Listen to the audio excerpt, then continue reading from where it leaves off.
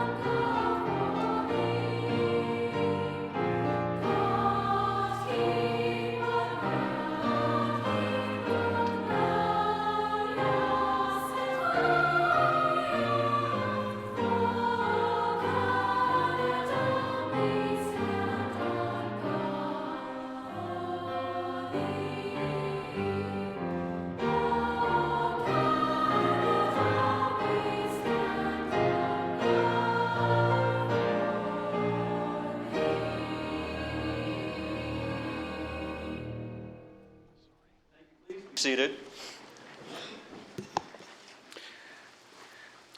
We now reach the part in our meeting where I give the opening prayer, followed by our moment of silence, and then we will begin the meeting proper. God, grant us understanding and patience, that justice, truth, and honesty may be evident in our decisions. Make us mindful of the needs of the people throughout the town of Oakville. Help us govern with the wider community in mind, and create in us a desire for progress and responsible action. We ask this in your name. Amen.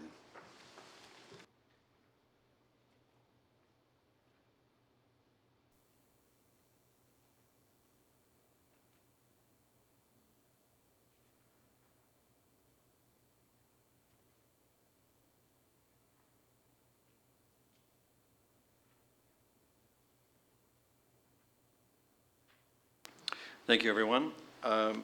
Madam Clerk, I've had a note from Councillor Knoll that he'll join us in progress. He's been unavoidably detained en route, and otherwise we have no regrets. Everyone is here. Are there any declarations of pecuniary interest? I see none. Council, how would you like to deal with your minutes? Councillor Johnston moves adoption. Councillor Demoff, you have a question? Let me take the second from Councillor Duddick. Councillor Demoff. All right, then all those in favor? Opposed, if any? The minutes are adopted. And that's all of the minutes as listed in the agenda. We now turn to our public presentations. And Councillors Robinson and Johnston and I are very, very glad to have the opportunity tonight to recognize a distinguished Oakville resident upon his induction into the Canadian Medical Hall of Fame. Dr. Wharton did research which led to the discovery for the gene for the Duchenne muscular dystrophy. And Councillor Robinson, would you take over now? Thank you very much, Your Worship. Dr. Ronald Wharton, as a new resident of Bronte, has taken a firm and mature leadership role in the community. He is president of the Shores Condominium Corporation. During some previous challenges, he, along with the mayor, Councillor Alan Johnson, and myself, worked collectively with a professional determination that arrived at the acceptable settlement. As a native of Winnipeg, Dr. Wharton has been described as a role model of one who has achieved success and without either aggression or self-promotion, and who brings to every interaction kindness, selflessness, consideration, and empathy. The Oakville Beaver recently described Dr. Wharton as a Canadian hero for his groundbreaking research into Duchenne muscular dystrophy. And Dr. Wharton, if you would just come to the center of the chambers with me, I'll make this official presentation on behalf of the mayor.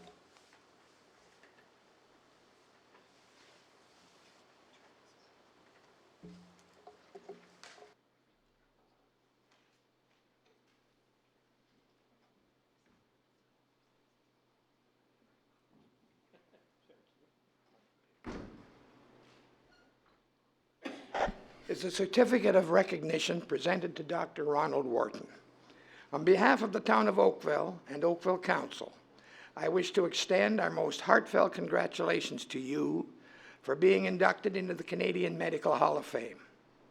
Your groundbreaking research, which led to the discovery of the gene for Duchenne muscular dystrophy, is an impressive accomplishment. Your hard work and unwavering commitment to pushing the boundaries of discovery and innovation are an inspiration to all of us and have led to great improvements in human health. Your town and Canadians everywhere share tremendous pride in your accomplishments. Your contributions to medicine and the health sciences throughout your long and distinguished career demonstrate what can be achieved with determination, an inquisitive mind, teamwork, and the strong belief that a cure must be found for all diseases.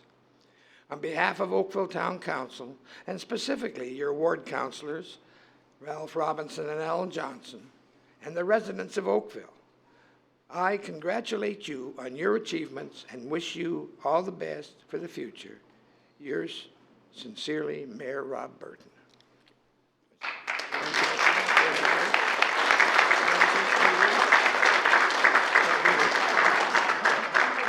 Thank you. Thank you, Councillor Robinson and Councillor Johnston, for your leadership in that. And now it's with a great deal of pride and pleasure that I announce the following proclamation of National Access Awareness Week.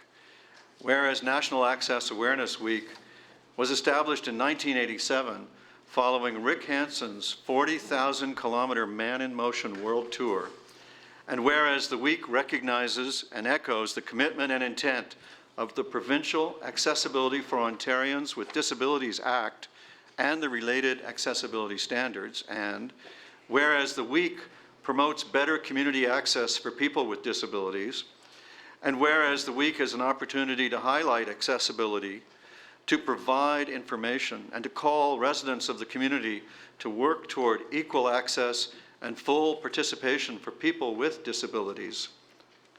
And therefore, be it resolved that the town of Oakville designates May 25th to June 1st as National Access Awareness Week in Oakville in an effort to raise awareness of the importance of equal access and the full participation of persons with disabilities in our community. And that's signed and dated by your mayor, myself, today. And Councillor Giddings. Thank you, Mr. Mayor. If I could, I'd just like to thank the Accessibility Committee and the staff that worked with us on that. I'm the council representative on the Accessibility Committee, and this is something that we worked hard on to come through. We'd like it to be the first of many such events. And while we pride ourselves with our vision of being the most livable town in Canada, we thought it would be important to move forward the needs of those that are in need of accessibility and help. And so we're just tickled pink as a committee. We've got a number of representatives here. So team, thank you very much. You've done good. Well done. I echo your remarks, Councillor.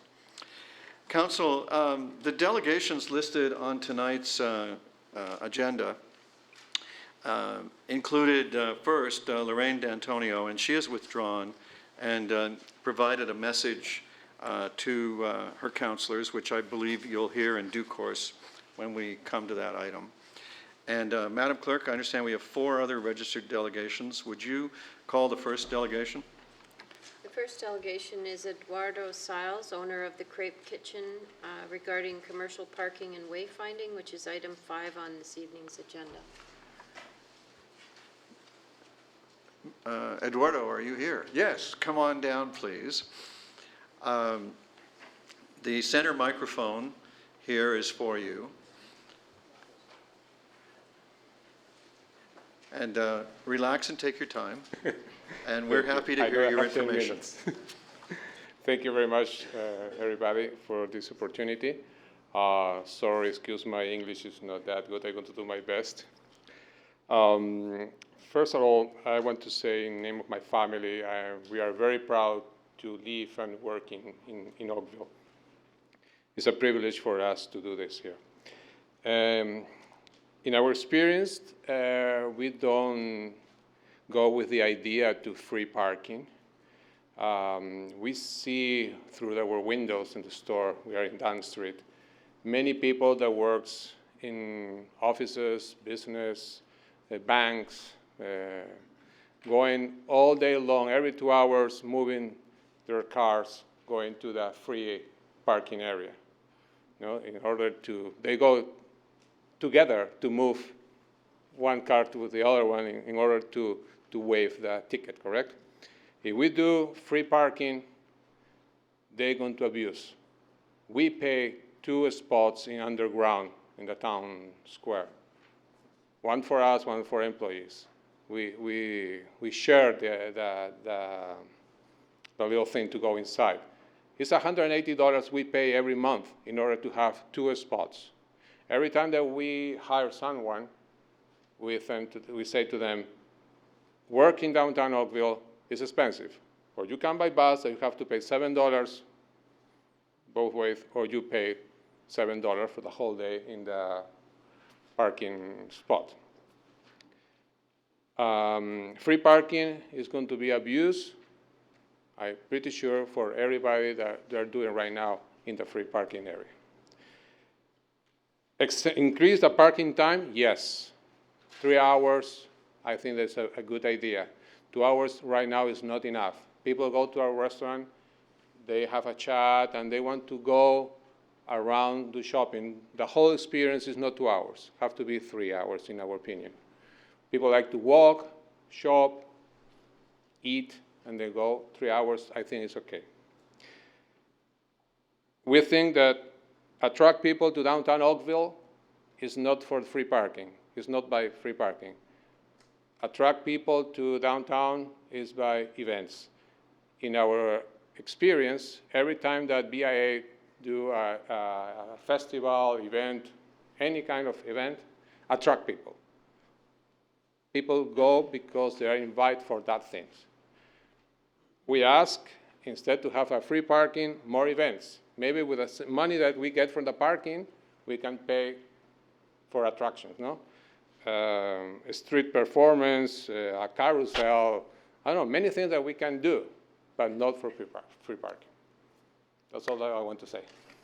Thank you very much for Thank bringing you. your information. Are there questions for Mr. Silas? Councillor Elgar. You mentioned having events to get the people down. Do you think Yes. if you had more space for them to sit outside in the evening, or outside space, that you would have more people come downtown? Well, our restaurant works from more breakfast and lunch. We try to do business at night, but it doesn't work for us. We close at 5, 6 o'clock, depends how many people are. Meat and Madness is a good thing. We stay, of course, until 12 o'clock. But Valentine's Day, special days for us doesn't work. We stay trying to do business, but in the evening it's not good for us. But I think in everybody, we need to do event the whole day, mornings or lunchtime, the evenings, correct? To attract people. Any kind of event is going to be attract people. Thank you. Councillor Adams. You oppose the idea of the free parking. Do you oppose it on every day, or what do you think of only on Saturdays having elements of free parking? Well, Sundays is free right now, correct? Mm-hmm. It's not a problem. For us, the problem is people from the banks, for example, people that work in the bank, they don't deal with customers. The people that works at offices in the bank, for example, we saw all the time. People that works in in the stores, people, my neighbors, they park in front of us. And do you think there's any difference between Monday to Friday and the Saturdays? Yeah, for sure. That people from offices, from the banks, they're not there. So if free parking was offered on Saturdays, would you support that? Or if there was some element of freer parking on Saturdays? I prefer no. No? Honestly. Okay, thank you very much. I appreciate It's not that, I'm open, correct, but in our opinion, we have to pay, I think. Councillor Khan. Thank you very much. You said that when we have events downtown, it brings more business. Are you talking about on that particular day, or is there a residual effect that we get more business in the following days and weeks as well? In the particular day. Find that there's any residual effect, that there's more people coming as you're being introduced to your businesses? Regular weekends is more local people. Like last long weekend from the Victoria Day long weekend, local people go away and our business starts later. We open 9 to 5. Usually we start in the regular weekend, we have people since 9 o'clock. When it's a long weekend, start coming like 11 o'clock. And we ask, and they coming out of town. People is being attracted to downtown. Councillor Elgar asked you a question. I'm not sure if he was clear on it. We were talking about it earlier as well. For example, if you go into Port Credit, they've extended it where they can have patios outside right up to the street instead of extra parking. Would that be more beneficial to your business than having free parking? Well, for sure, it's more activity outside. For sure, if people are looking for something different and see activity outside, that's going to bring people for sure. You're welcome. Eduardo, would Councillor Demoff? Thanks so much for coming out tonight. Just clarifying in terms of events versus free parking, I think, were you saying that you thought the money would be better spent to put it towards events as opposed to free parking? Yes. When you were asked whether there was any, Councillor Khan was asking whether you have customers coming back. Do you ever ask your customers how they find out? Because I organize the Santa Claus Parade. And I often will hear from people that they come down for the parade and they're not necessarily there that day, but they notice a store or a restaurant and they come back later. And I'm just wondering how you would ever determine that if you weren't asking your customers. That's a very good question. We think that we need to promote out of downtown area. When last time and the time before that we have that Taste of Downtown, we have a panel in Junior Station, and I don't remember the last time was in Park Ray Station, in the GO Station. People saw that for sure, and people mentioned us. When it was in Union Station, we put a little more money to have that activity more exposed, and we put our logo there. And people saw our logo in Union Station. They come, oh, I saw your logo in Union, good for you, blah, blah, blah. That thing is good because it's not only the locals, and we need to attract, beside the people out of town, we need to attract people from North Oakville. People say that downtown is too far for them. It's 15 minutes drive. It's not that bad. But, oh, no, you are too far. We live, where do you live? No, Bronte area, but north, close to Dundas. Come on, it's 10 minutes, 12 minutes, it's not more. And they say that it's far. But if we promote downtown Oakville, outside, south of Oakville, it's going to be great. Plus, of course, outside of Oakville, no? So it sounds like you're in favor in more marketing of downtown. Oh, yeah, for sure. Okay. I am a marketing person. Thank you. For sure.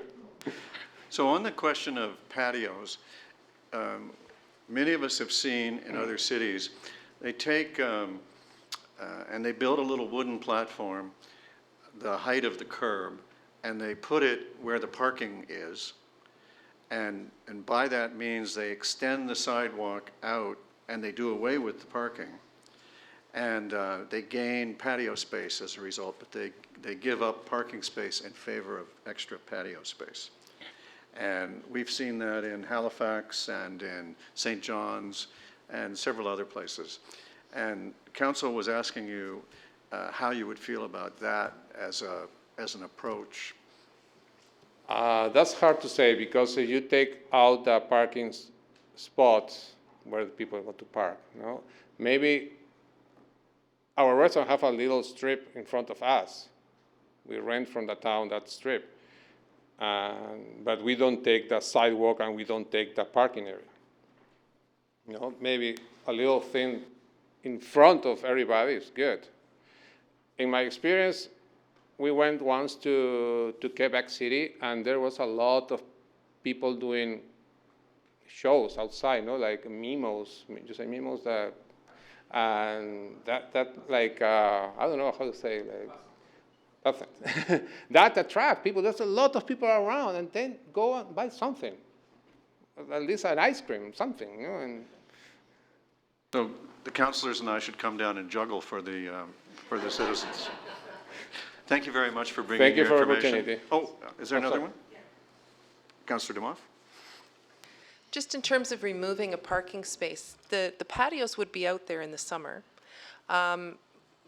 So you were talking about people not coming from North Oakville. Do you not think people would walk from the parking lot to your store? Even if I mean, they're not necessarily going to find a parking spot directly in front of your place anyway. So removing one out of however many parking places are there, if they knew that they had parking elsewhere, because I think that's one of the biggest issues downtown, is that people don't know where the parking lots are. And most of them don't know there's a parking garage on Robinson or another good point. right? So they could walk from the parking garage, if they knew it was there, to the patio. I have to tell you, we have 4 years and a half. We are in a side street. It's very hard for us to bring people. People walk around Lakeshore, doesn't go to the side streets.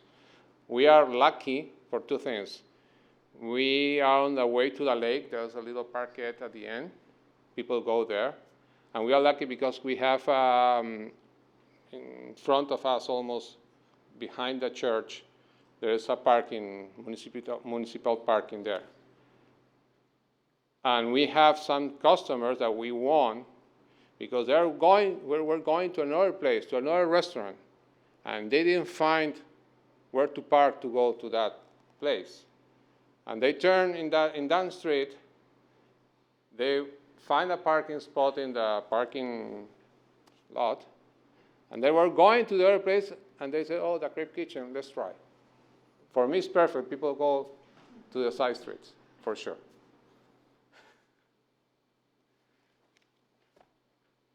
Councillor, anything else? Thank you very much, Eduardo. Thank you very much for the opportunity. Great to see you again. Thank you. Madam Clerk, the next delegation. Next delegation is Marcia Small, owner of Marcy, regarding the commercial parking and wayfinding item. Welcome, Marcia. Thank you. Marcia. And Council looks forward to your information. Pardon me? We're looking forward to your information. Okay, thank you very much.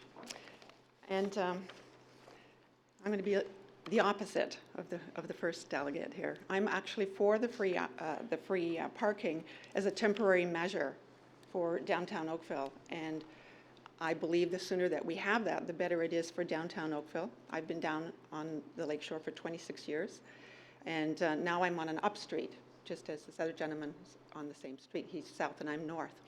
And so I see the difference between being on lakeshore and being on an up street, down street.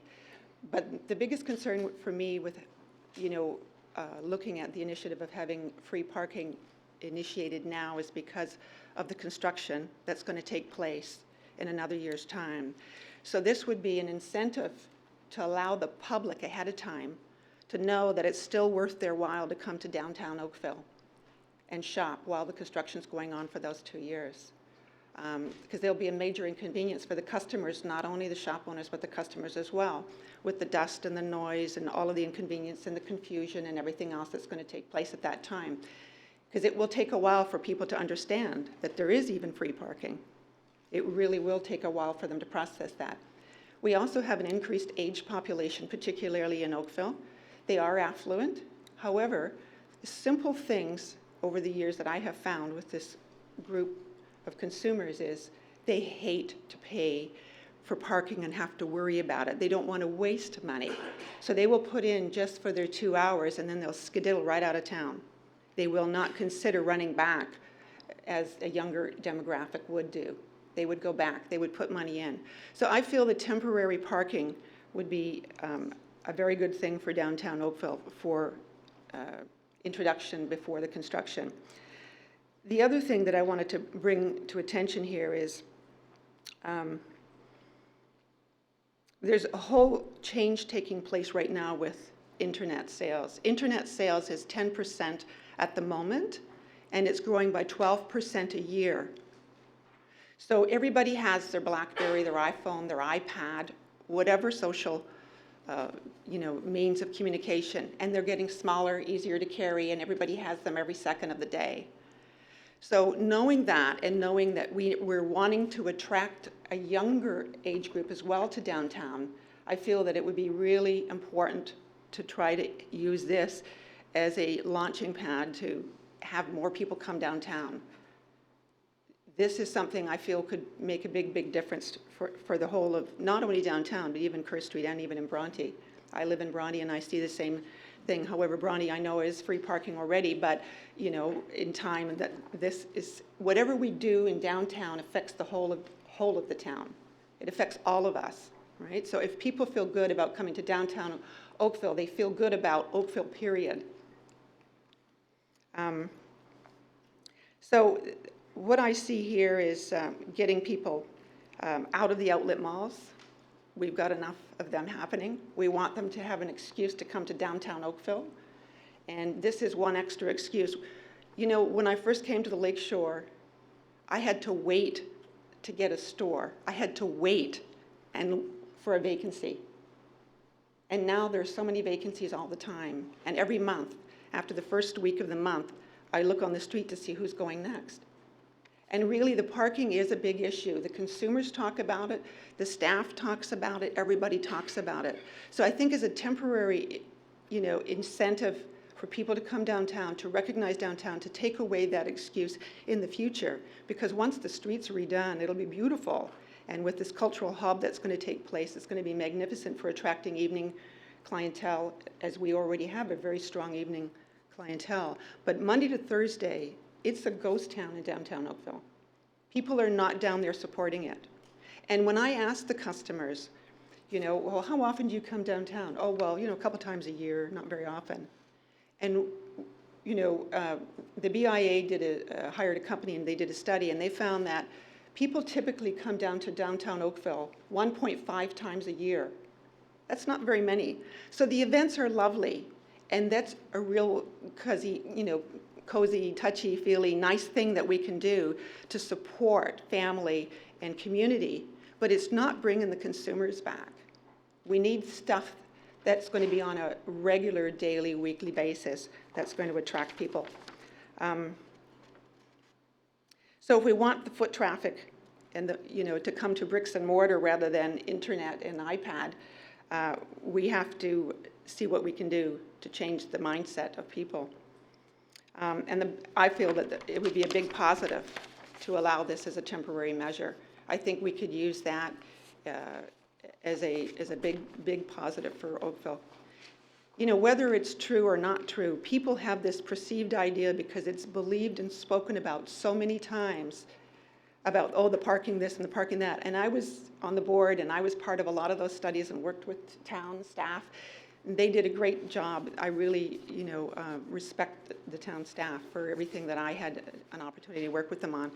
But, there is this whole thing that goes on that everybody believes that it's an issue and it's a problem. We need to take that away because everybody will keep spreading that. Everybody will say, oh, yeah, you don't want to go downtown Oakville, parking is this, and, you get tickets all the time and everything else. So I think this is a nice way to take that away and have that end. And it would be a great way to support the citizens as well as to support the merchants, because we've had a terrible 6 months, not only Oakville, across the country. I realize that. It's been everywhere. But I think that to get the foot traffic, the support of this initiative would be, a big plus, and I encourage all to consider it. Thank you very much, Ms. Small, for your information. There's several questions for you. Councillor Giddings, I saw first. I'm just going to start with Councillor Giddings, and I'm going to go this way, starting with Councillor DeMott. Thank you very much. Thanks for coming out, Ms. Small. Good to see you again. Question, could you define temporary measure? You mentioned the construction that's coming. Do you mean temporary now or during the construction or between now and the construction? Yes, between now and construction, completion of construction. So temporary being 3-ish years? Right. All right, just wanted to confirm, thanks. Councillor Demoff? Thanks for coming out. You mentioned that it's dead downtown Monday through Thursday evenings. Are the stores open then? During the day. During the Because in day. the evenings, we will get people who come to theater, et cetera. So are the stores open in the evenings, Monday through Thursday? No.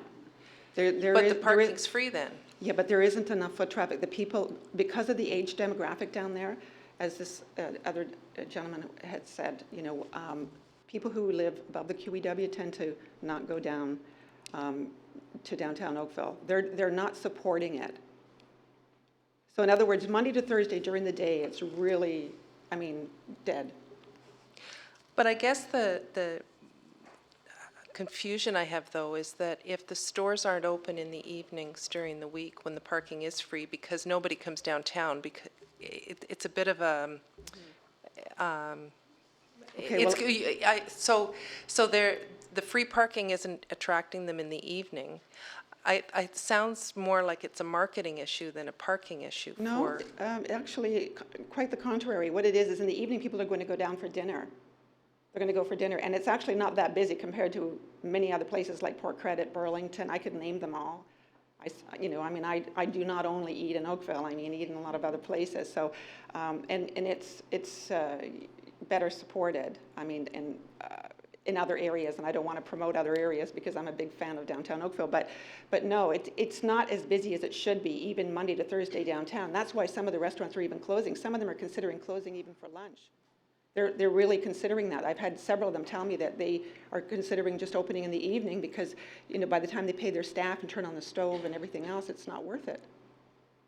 Certainly better to shop in Oakville than it is in those other areas, It right? certainly is. And we do have a beautiful downtown.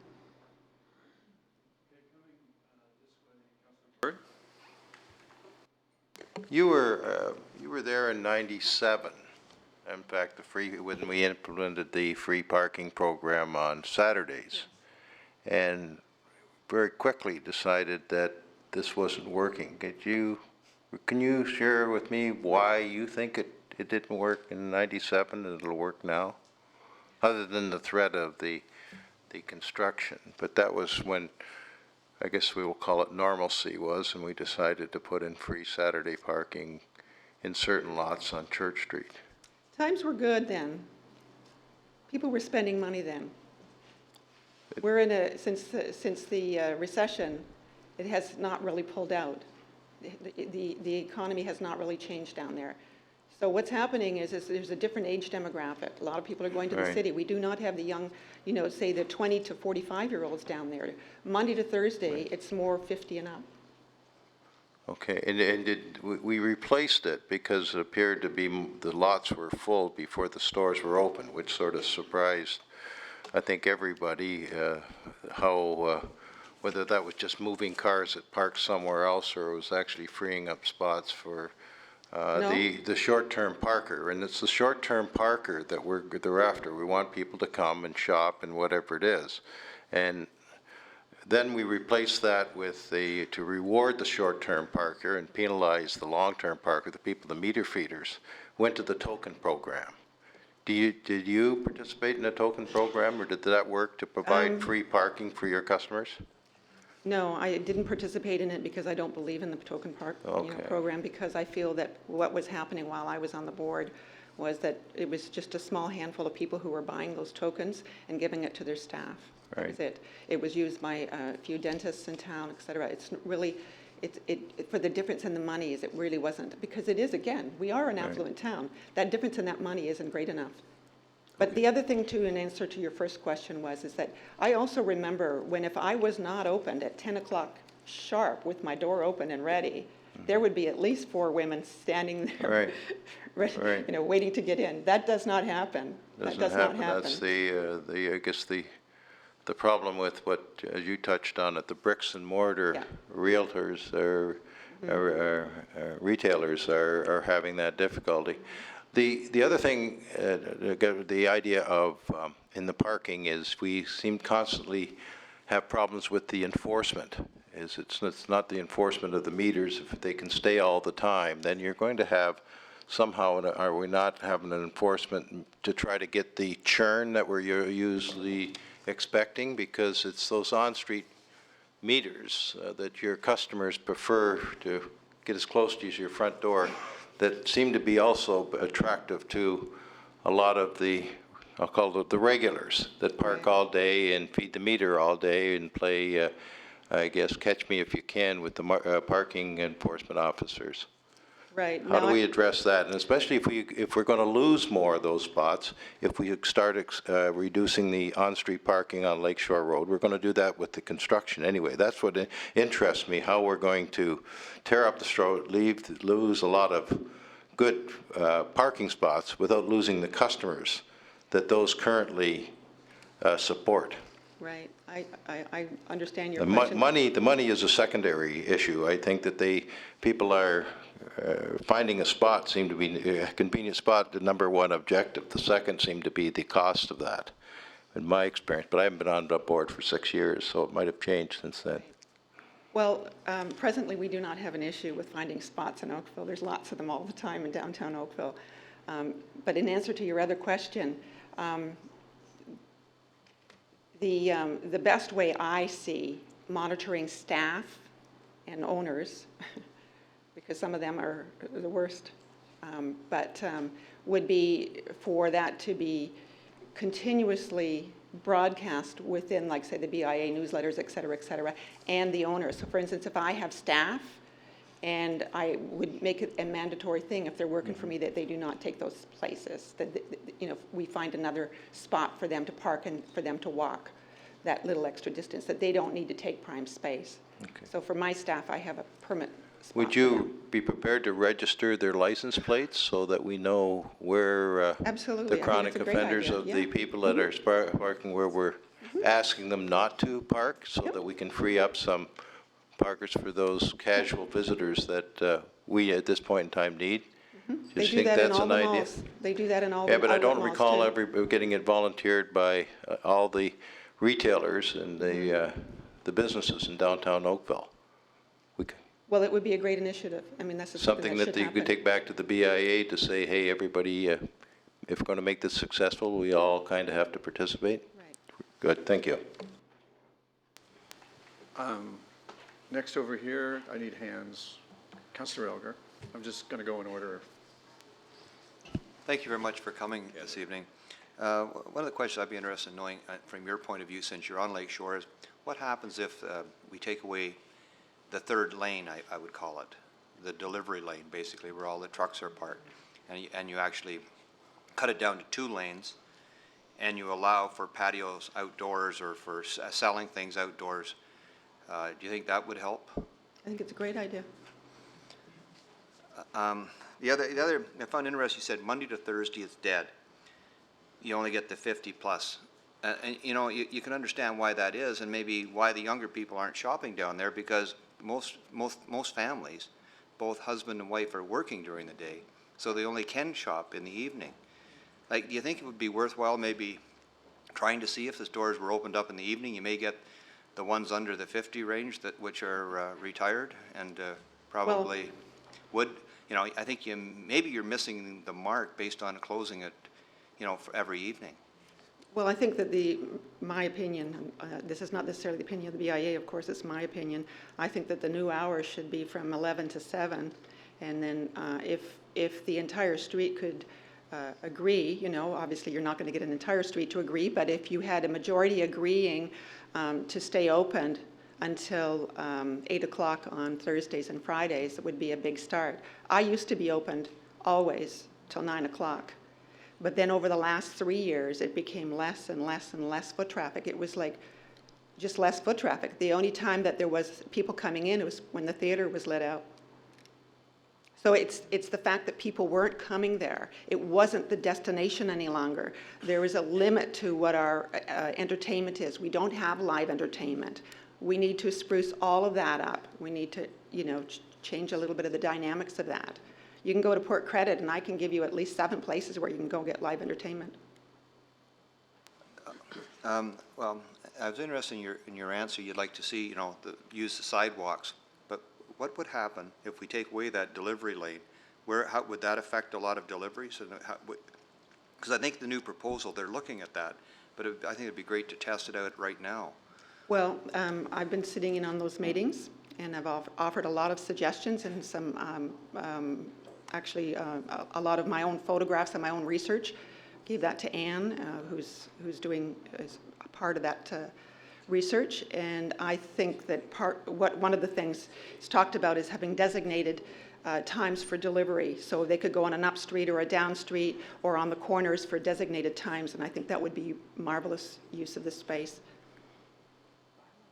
It not work so well for somebody coming in from the East Coast with fish, I suppose, but, I'm just trying to think of, so you would have designated spots on side streets. Well, not only on side streets, but this has already been discussed in the revitalization of the lakeshore many, many times, and I've been participating in all those meetings as well. Okay. Well, I appreciate your viewpoint, because you have been there a long time. And I think we should kickstart something this summer and see if it does work before we actually modify everything if it won't work type thing. So the other thing I think would be great, even that we could implement right away, is on that space that's where it's interlocking brick. So there's sidewalk interlocking brick, because we no longer have the meters that you feed. So now we have that space that's really a void space. I think that just like they do in San Francisco and other American cities, you could actually have a spot there for 3 or 4 tables. And it's not going to be in the way at all of, wheelchairs, walkers, anything like that, strollers. I think it's a marvelous use of the space and a great way to just create a buzz. Because, see, numbers create numbers. When people see something happening like that, they want to stop. They go, oh, there's a little spot, let's stop. I fully agree. I think that's what the mayor was explaining earlier also. So I'm hoping that tonight maybe we can get something going to try to help the downtown this summer. Thank you. Thank you. All right, I think Councillor Knoll is next. Thank you, Worship. Actually, Councillor Elgar just asked my primary question about the delivery lane issue, but I do have a secondary question, and that is, you talked about the concern or the problem of people having to watch their meters, and that they would, after 2 hours, they just leave because they wouldn't want to do that back and forth. If there were to be a free parking program, what would the limit be in your mind? Well, see, now what'll happen is if this free parking is initiated, then what would happen is these people would now come down because they think, there, I'm going to come downtown now. And before you know it, they'll be spending money and enjoying themselves. And they're going to forget all about that nonsense. Once the road's redone, and they're going to want to come down and really support it all the time. I feel that that is just a sort of little interim thing. I think that I'm using this example because actually, I don't want to say who it is, but there's somebody who owns, a sizable several buildings in downtown Oakville, and and other properties, and money is not an issue for this couple, and yet they always, every time I see them, complain about the parking, the cost of the parking. I just can't get over that. I mean, it's like, meanwhile, they'll go and spend, maybe $1,000 on a jacket in one of the stores, but they don't want to spend $3 on parking. I learned a long time ago that wealthy people got wealthy for a reason. Yeah. But I don't think that you quite got the essence of my question. I understand your perspective.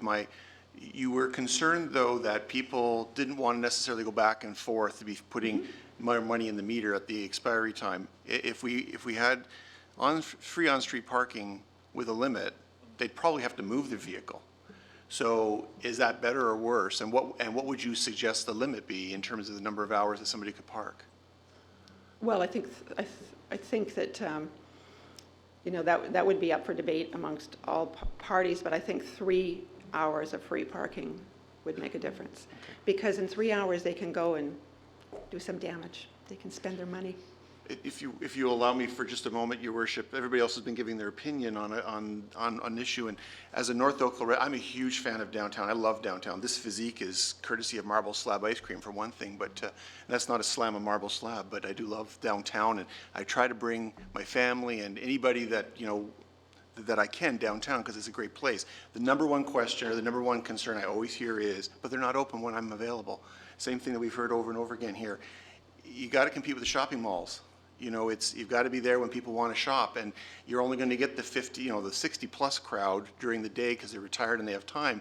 in order to get the working families, you're going to have to make sure that you're open and cater to North Oakville, talk about values and sales and things like that. Because right now, there's a very distinct impression about what downtown is up in North Oakville, and that is that it's expensive and it's not accessible in terms of hours to be available. Yeah, I agree with you on that, actually.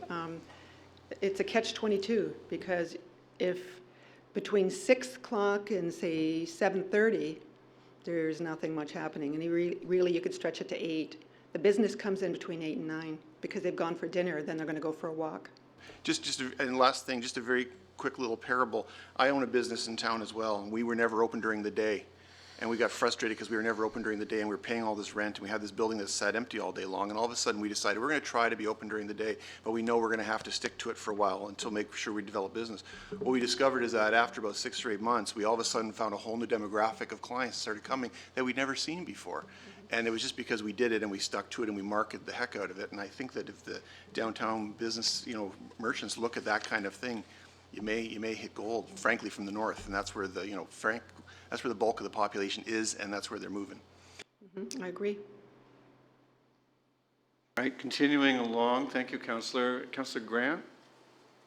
Thank you, and 2 questions. The first one may go a little bit afield of the parking issue, but you'd brought up the internet and people shopping online, and I'm wondering what your ideas are. Before you answer, though, just to frame that question, I know somebody who had a somewhat moderately successful shop on Queen Street, 10 minutes away from Eaton Center, and had discovered that their business actually was doing better online. And now through online shopping and through pop-up shops that are supported through social media blasts, they're doing a hell of a lot better. A heck of a lot, sorry. Nevertheless, given the situation where it is downtown Toronto, and that's where you'd think there'd be a lot of people going to bricks and mortar, they're doing better. What are your ideas as far as sort of online shopping and solutions for downtown Oakville? Well, I am not going to deny it one little bit. I mean, absolutely, internet shopping is going to take over. Bricks and mortar will become just a billboard if we're not careful, by creating culture during the week. Large events on their own are not enough. We need to have that on a regular basis, on a daily basis. So if we have somebody who wants to play their cello or their whatever on the street or sing or whatever, we should allow that to create a culture, to create it as a fun place. We have a lot of artists and a lot of all of that happening here. I believe that every business should also have online presence. I'm in the middle of doing it. I'm looking to launch mine, very soon, because it is the way. People first do research. They do the research through going on internet. Then they decide about color and all the other little details. And then after that, they're going to pick and choose where they're going to shop. And we want it to be downtown Oakville. Very good. And much like my fellow councillor Knoll, I'm a big fan of the shops downtown. Great variety of things. Some of the best restaurants, I think, in the area are in downtown Oakville. And some of the problems that I hear, is maybe separate from my colleagues' experience, is that a number of people say, yeah, but there's really nowhere to park. And that's with paid parking right now. So when there's free parking, how much more difficult do you think it would be for people to park? Well, that's again one of those perceived things. If that's said often enough, everybody believes that that's the case. You see, we could keep saying that, and before you know it, everybody's going to keep saying that, and it's not true at all. So certainly in an educational aspect, Yes. we would want to try and roll that ball back up the hill before it gets too far with marketing. Okay, thank you very much. Thank you, Councillor Grant. Councillor Adams? Councillor Giddings was so good that he asked my question for me. Thank you very much. Councillor Khan, were you?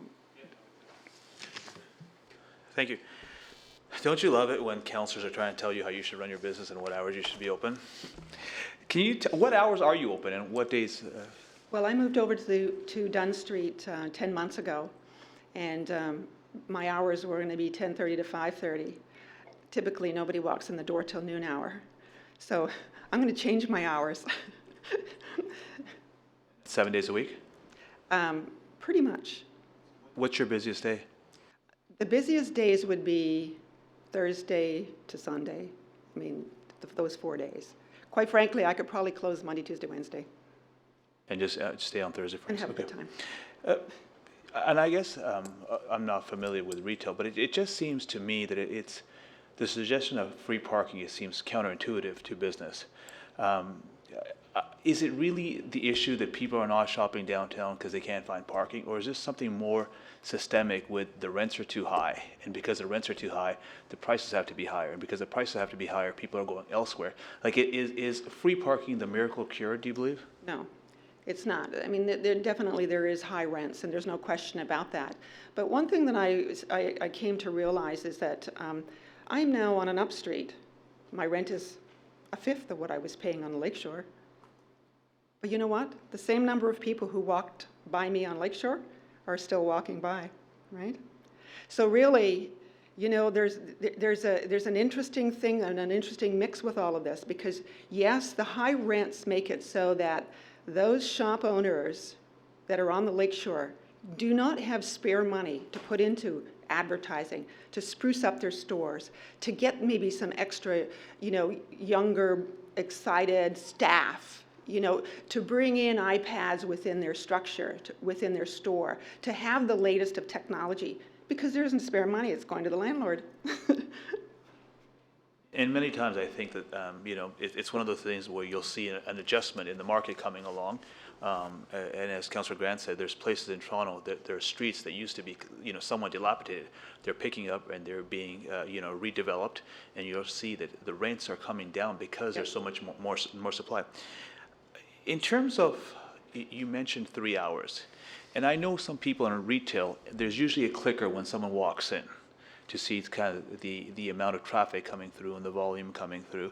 My concern is only this: if you do have something like 3 hour parking, will that not decrease the turnover rate or the volume of people coming in, because people are parked there and they're not giving other people opportunities for those 3 hours to fill those spots? No, I don't believe so, because, you know, after 3 hours, they're either ready to go home or go and, you know, obviously eat, or even eating could be part of the 3 hours, right? No, you know, numbers create numbers. When all of a sudden, if you're driving and you can't get a spot, you're like, well, there's something happening here. We can't see a spot. Let's go find one. So it's that whole magnetism that's created. Like, a good example of that is in Toronto, up by Yorkdale, where they have all of, on those little side streets there, they have KD canopies up and down the entire streets. When you're driving down those streets, you cannot help but want to pull over and go see what's going on there. You said something about, you know, the perceived impression that there's free parking and it's going to bring people down, and it'll be kind of a draw. And I understand that part of the argument, but the other side of that argument is that when there's free parking and they come down and repeatedly they can't find spots because people are abusing those spots, that might deter some of those shoppers away as well. Well, I'd like to see that be a problem. My concern is that I'm not being sarcastic when I say that. I'm being like I don't believe that you know, I think, and particularly for this next 3 years, my main reason for wanting it is for when the construction's underway. You think it's a problem down there now? Oh my. I can't even imagine what's going to happen once that construction starts. If we don't have something in place like this, it's going to be a ghost town down there. And the staff won't even want to work there. And so do you see a positive correlation between your sales on Sunday and the free parking? Yes, there's more people on Sundays, because I think part of it, it's a double-fold thing. Part of it is they've had the family dinner party out of the way and all of those functions out of the way. Sunday's a relaxed time. It's sort of, you know, to go walk and stroll or do whatever. So the big things for the weekend have been put away Friday and Saturday, and now Sunday is free time. So Sunday has sort of become like the old Saturday. You know, we can do as much volume on a Sunday as we would on a Saturday. I just asked you to comment, and Councillor Elgar has been talking about this for a while, and he's starting to win me over on this. Is his idea or his suggestion or you know, his thought about having taking some of the spots away, and the parking spots away, to build some sort of patios to give people more opportunities to sit, as opposed to having free parking. And you also emphasize that, you know, people bring people.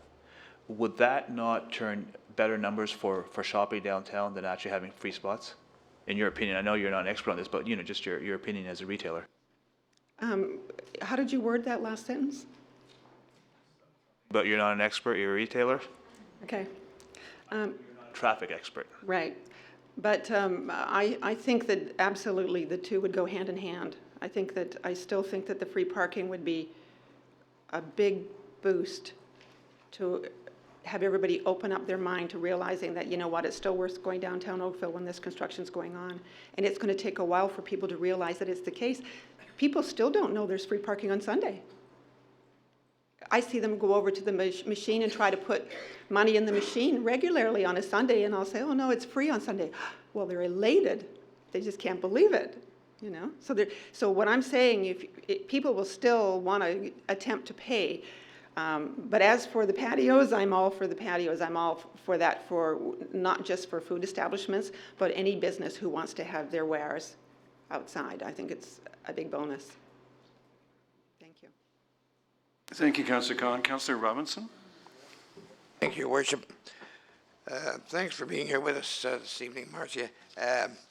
Just before I ask you the question, I'd just like to remind everybody that some councillors recently thought it's so lovely for them to come downtown Oakville and shop, and I'd just like to encourage them to come down to the tourist designated area in Bronte and try us out as well. And on that note, is downtown Oakville designated as a provincial tourist area? Yes, it is. Okay, second question. Is the parking in the middle of the street, has it been legalized, or is that just happenstance? The parking in the middle of the street?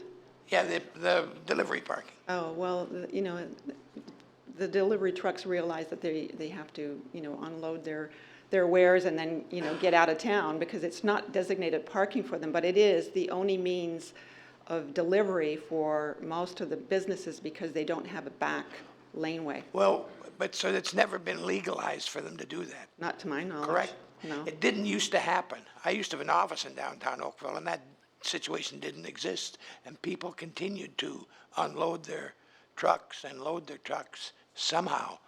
I'm not sure that I remember how it happened, but it just seemed to kind of take hold, and everybody uses it now to unload their vehicles. Do you think it would make any difference if they weren't allowed to park there? Because what they're doing is illegal. Well, no, at the present time, I believe they have to unload there until the study is complete and the new proposal takes place for the redevelopment of the lakeshore. And I think from all the meetings I attended thus far, most people are all for taking away that lane. So you're quite satisfied, Marcia, just to let them keep parking there illegally? Sure. Okay, thank you. Thank you very much, Ms. Small. Before you go, Councillor Bird and Councillor Giddings and I heard a restaurateur on the street speaking at the annual meeting of the Lakeside Residents Association last week say that there's two downtowns. There's a winter downtown and a summer downtown. And the winter downtown is the hard one that really needs help. And the summer downtown is a successful one and less of a concern to that restaurateur. In your branch of retail, do you find that there's two downtowns, a winter and a summer, or is it all the same? Well, when a few years ago, when the financial crisis took place, a lot of people bought places in Florida in excess, and particularly a lot of Oakvillians particularly bought places in Florida. And then when the weather got cooler, they're just staying longer because they can. And has it affected it this year? Yes. In other years, no. They're typically be back by usually April 1st. You know, winter is winter and people have to budget for winter. But what would be nice is for it to become the place that we are proud of and that we want all of our guests and company and visitors to come to downtown Oakville. It's a very beautiful part of Oakville. When the tourists come, they want to go to downtown Oakville and they want to walk to the park and walk to the water and to have a little more entertainment and less restriction on noise, et cetera, et cetera. Like, that's a big factor. I've heard so many people who've wanted to open restaurants say that, they have this noise restriction in downtown Oakville, so they actually go and look elsewhere to open their restaurants. And, you know, there's a lot of evenings, I'm in downtown Oakville, and the restaurants are really, you know, like I was out a few days ago in a restaurant in downtown Oakville, and there was like 5 tables. That's not enough. It's not enough to pay their rents. That the way the average rents down there now are $60 a square foot, and unless they change that, before I moved to the upstreet, I actually considered going back to Toronto because I grew up in the city, and I could be in Toronto at Yonge and Eglinton cheaper than Oakville. Thank you very much for your information. Thank you. Madam Clerk, the next delegation, please. The next delegation is Charlene Pluman, the Executive Director of the Downtown Oakville Business Improvement Area, also for the commercial parking and wayfinding item. Welcome, Ms. Pluman. Council is looking forward to your information. Wonderful, thank you. I believe there's a presentation that may be being loaded. I'm happy to begin until it is loaded. See it pulling up. Thank you, Mayor Burton and Council, for having me here this evening.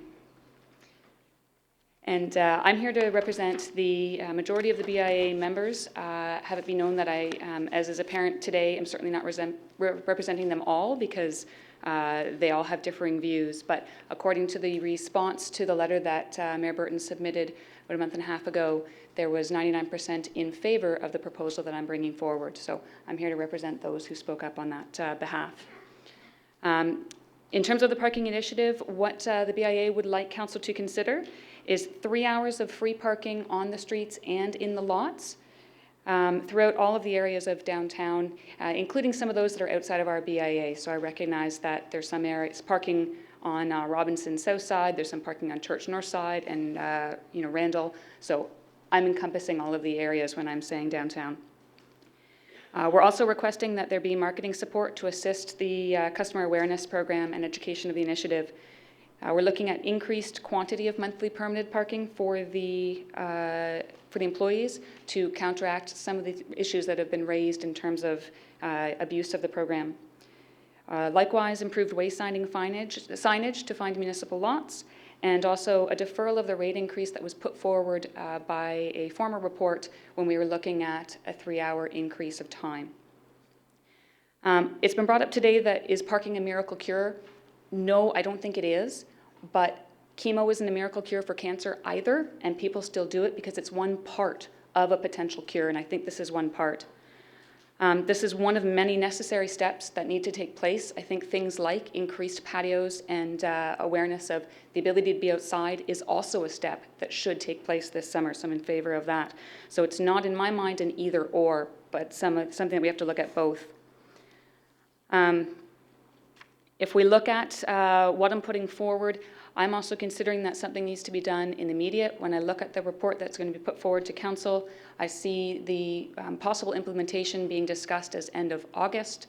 And in my view, I believe that's too late, that we need to do something immediately, even if it were seen as a trial. So if we make it very clear, much like what was brought up today, that perhaps we trial the patios this summer, why not trial some sort of free parking initiative rather than waiting until August to make sure it's a go? If we wait, we're missing the key time, which is the summertime.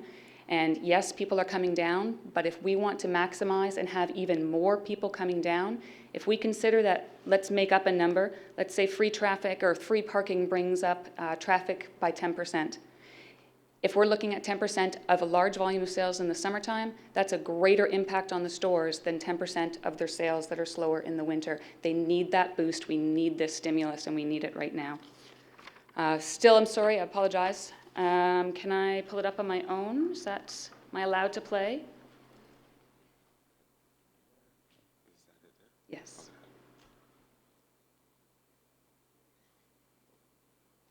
Thank you for your patience. We've heard a lot today about why it's needed. If we consider Oakville in general, the Oakville population from 2006, and I apologize, it says 2014, my stats are for 2011. So 2006 to 2011, the population in Oakville grew by 10.2%. If we look at the increase in options around, just looking at Mapleview Mall, the new Outlet Mall, and the Midtown sort of Longo's Plaza, my estimate in terms of growth compared to the number of stores in downtown is approximately 31.5%. I'm seeing a question. Shall I stop now? Okay, thank you. Thank you.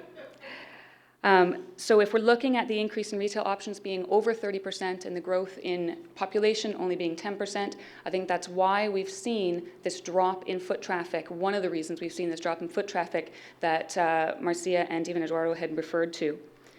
If we look at the immediate surrounding areas, so such as Burlington, Port Credit, and all the malls, including strip malls and your indoor malls, they all have free parking. Of some way, shape, or form of another. They don't all match, but they all have some sort of free parking. We need to be competitive to those places that are nearby and in easy driving distance.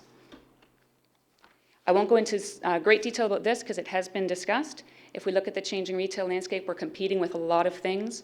One of the things that wasn't mentioned in terms of online shopping, it's not just shopping that's drawing the feet away.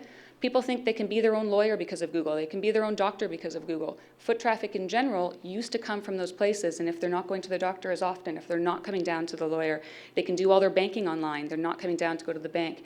It's changing foot traffic as a whole, not just because of the retail shopping. The other mentions there, United States, the decline in economy. I think we need to, don't need to go into detail about that. We need to be as convenient as some of these other options. One other convenience for people's money is to stay in their pocket, so we need to be as convenient as that.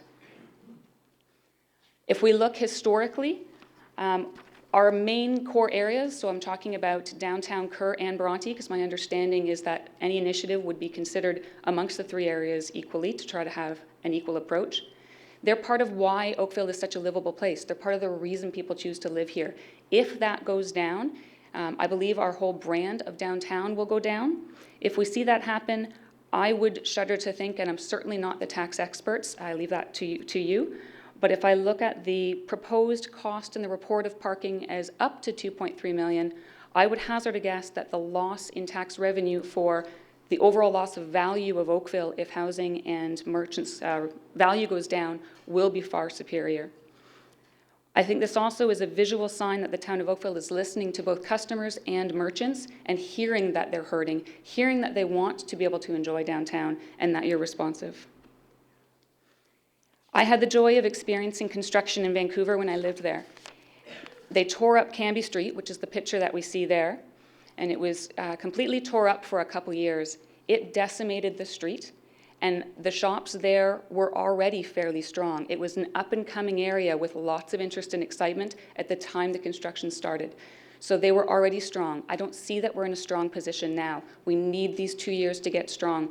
If it decimates most of the businesses in Cambie Street, especially the smaller independents, and they were strong to begin with, it's certainly going to have an impact. So I think this will be a way to stimulate and make us strong now. We need to make sure that employees do have a place to park so there isn't abuse of the system, which is why I speak to having increased permits for employee parking. Right now, employees have about a 3-year wait list to get on board. I think we need to look at some of the ways we can be creative to have more permit parking available for them. And I think we can be creative and accomplish that.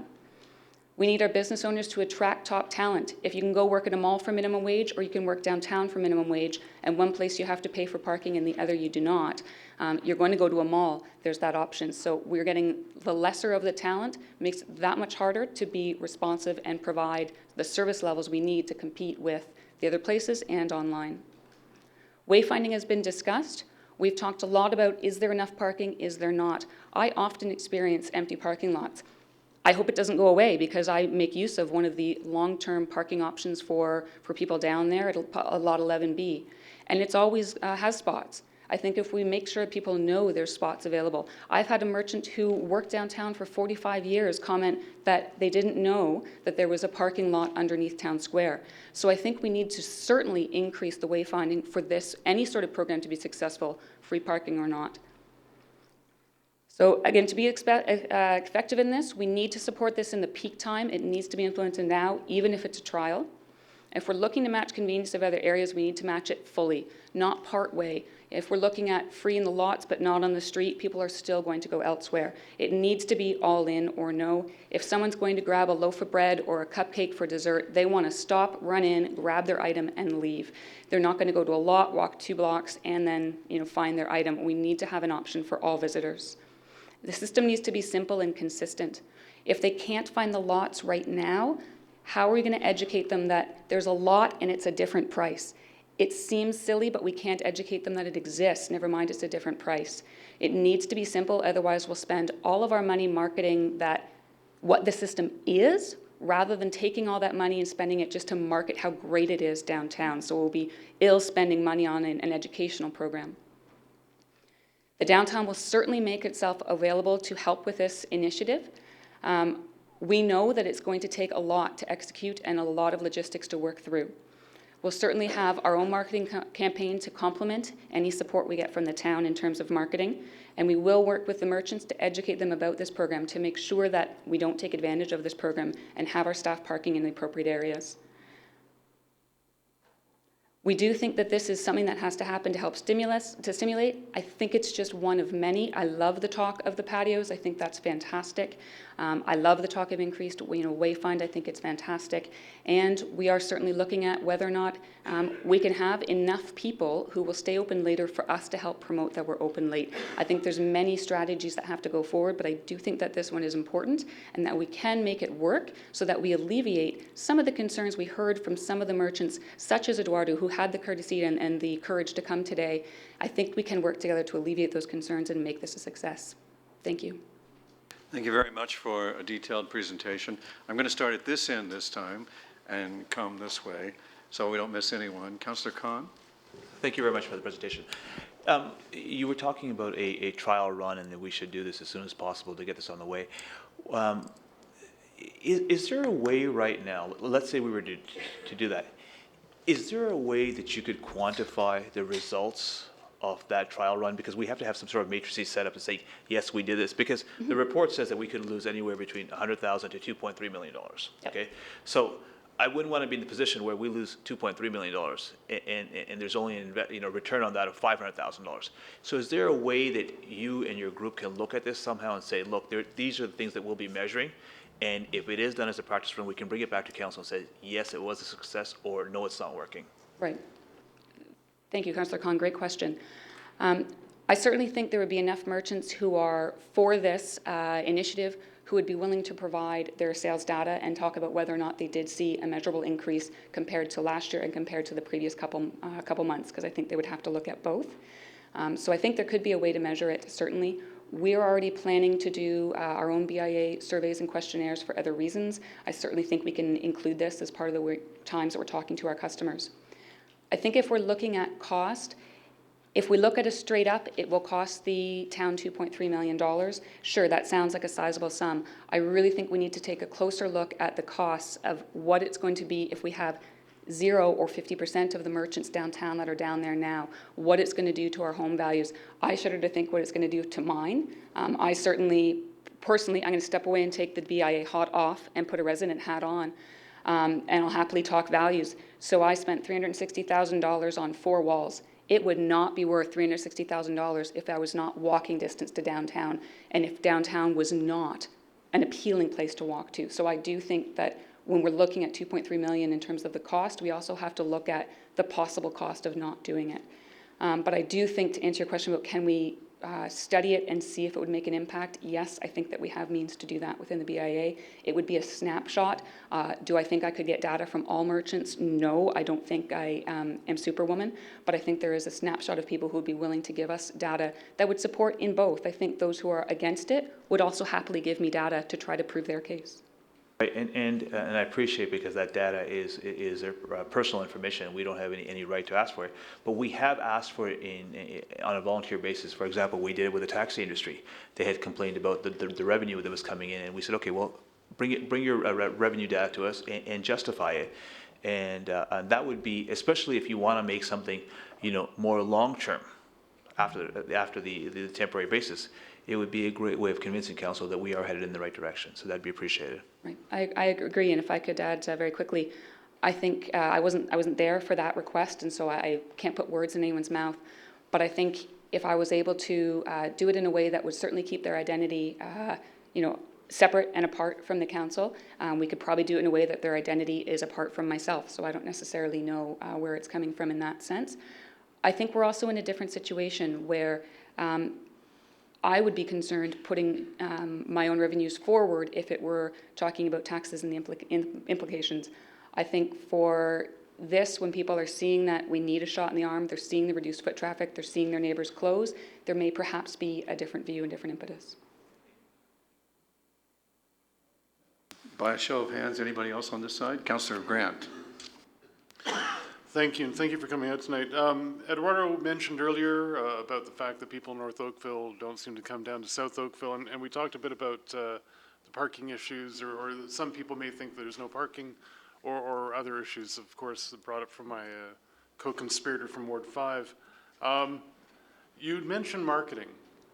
How much marketing, or has there been any initiative of marketing from the downtown BIA to any of the Northern Oakville communities? There certainly has. We have a little over $240,000, we'll pull the budget out, that we set aside towards marketing. This past year, more than ever, we've been targeting it. So for example, for the Taste of Downtown Oakville, we specifically did a mail out just to those in North Oakville to try to invite them down. We have other initiatives that we're starting to put forward to tie in very targeted areas to get their interest to come down. We had already started to launch a marketing program showing the coming increase to 3 hours versus 2. We have, of course, ceased that at this point since there's a question on the table of what's going to come to fruition. But we certainly have that in place. We are also launching a new mobile app, so that will help both with wayfinding and also parking wayfinding. And that we think will help encourage those people who just don't know where it is, to come forward. We certainly think there needs to be more education in that, and we have plans to do so, because I do agree with Eduardo that marketing is very important, both to make this successful and to make the downtown successful. Mobile app sounds like a good step in the right direction. Thank you very much. Thank you, Councillor Grant. Councillor Elgar, are you next? Councillor Elgar. Thank you. Thank you for coming forward tonight with your views. I guess I'm concerned about the over 50 club, are the only ones downtown during the daytime, and what you are doing to change that. Certainly. I think we're doing a lot of things to change that. One of the things is looking at how we communicate with our customers so that we're reaching those people who are in a different demographic.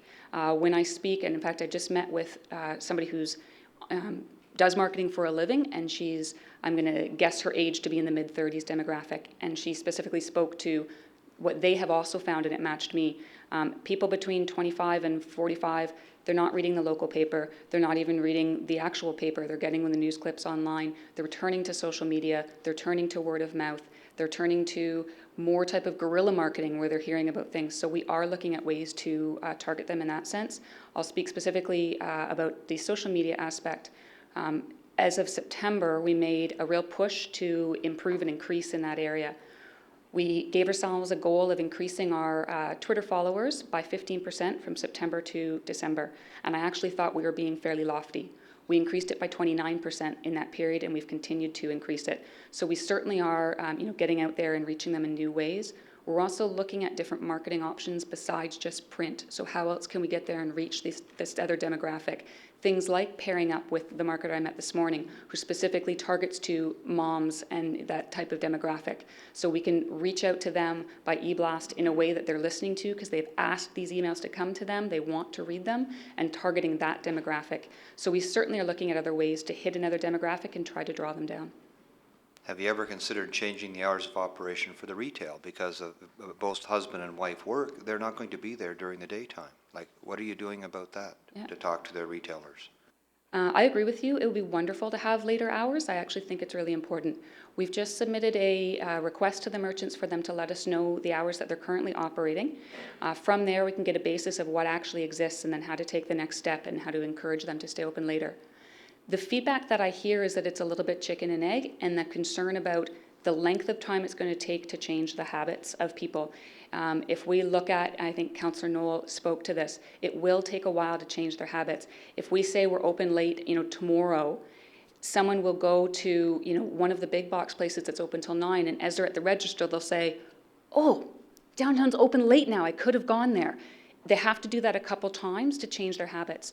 During that period of time, the merchants need to be patient and stay open and be willing so that I can market Oakville's open late. I need close to a majority to be able to say Oakville's open late. I can't market that and people come down and only 20% are open late. It would be worse than not marketing at all. So we need to have enough people to be able to stake that claim And I need to be able to convince enough merchants to have holes in their pockets for the next 8 months when they're already seeing their neighbors get a business and they're barely holding on themselves. They're barely finding enough to advertise and market themselves. So it's a tricky proposition. I agree with you, it needs to work. I don't think it's something I'm going to accomplish overnight. Okay, next point, 2.3 million. Do you think the average resident in Oakville wants to eat that money on their tax bill?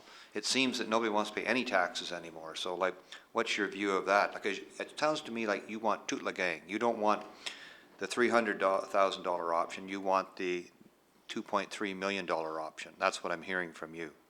I would assume the $2.3 million option is a free all the time 24/7. It didn't quite, I couldn't see that in the report, so I apologize if I missed in the report that it stated there was any sort of time limit.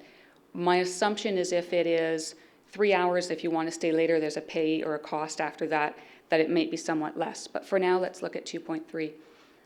When I look at the increase that was brought forward this year for taxes, my understanding it's just roughly shy of that as an increase, overall. And I actually wouldn't mind if it went up higher, personally, to have a more livable place to be. I do think there could be areas that I don't see tax dollars needing to go towards that could be given up in light of this. The number of people that I've spoken to since this had come to the fore who are customers and not merchants who said, oh my God, it would be amazing if it was free down there. Nobody said, don't do it, nobody. And they're all intelligent people, and I think they all understood that it was probably going to come from their taxes.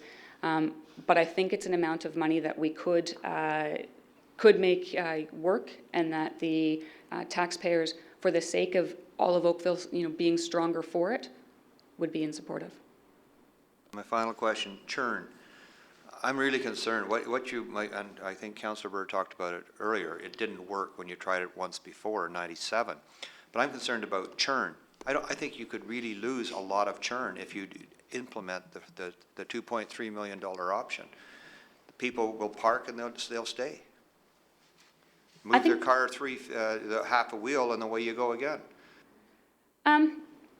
I can't say I don't see that as a concern that has to be overcome, and I guess that's what I mentioned when I know that there's going to be challenging logistics that we're going to have to figure out, and the BIA is going to have to support the town in that. So I don't think it's going to be not challenging or not an issue.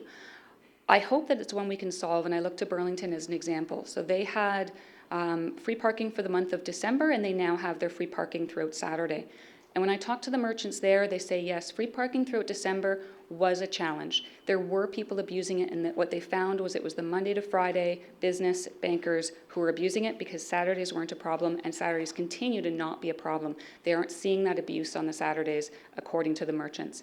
So I think that there has to be some sort of system in place, yes, to make sure that those Monday to Friday workers who come down, and we need them down there, we need the bankers, we need the office workers, we need them down there, to make it so they do have a place to park. And I think that's where we need to look at increased permit parking options for the staff. So we can say to them, yes, we want you to park here, and it's convenient. Here's your permit. You don't have to find your change every day. You don't have to put your card in every day.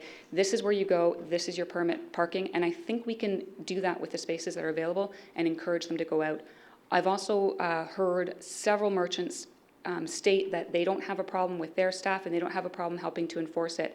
I've even asked a select few, you realize this is going to mean we have to be respectful of each other.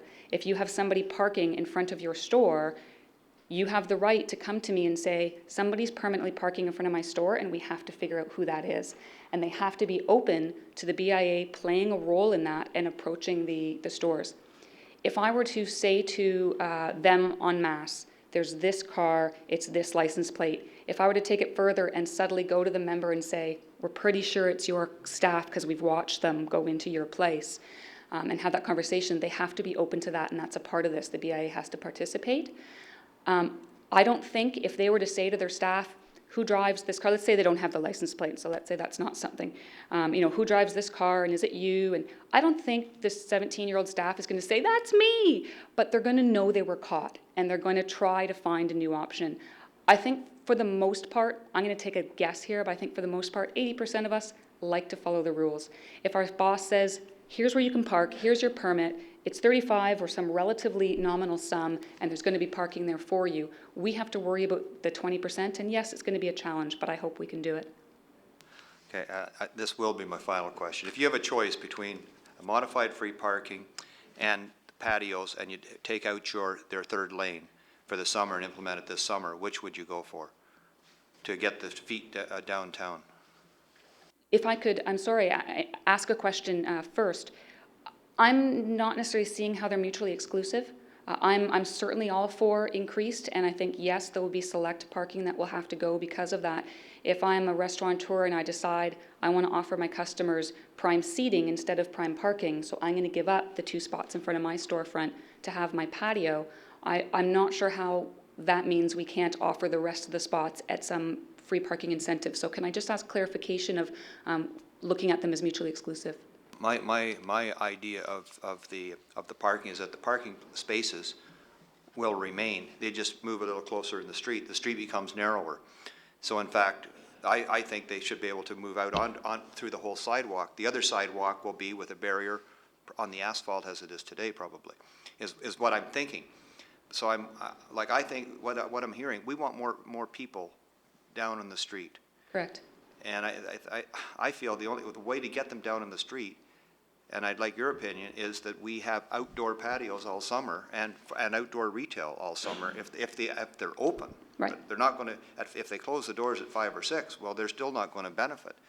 But I would like to keep the parking spots we have, but I'm not sure that I agree with the full, the $2.3 million giveaway at this point. So I'm just trying to figure out, if we have a choice, which one are you going to go for? And just a short answer, doesn't have to be long, just very short.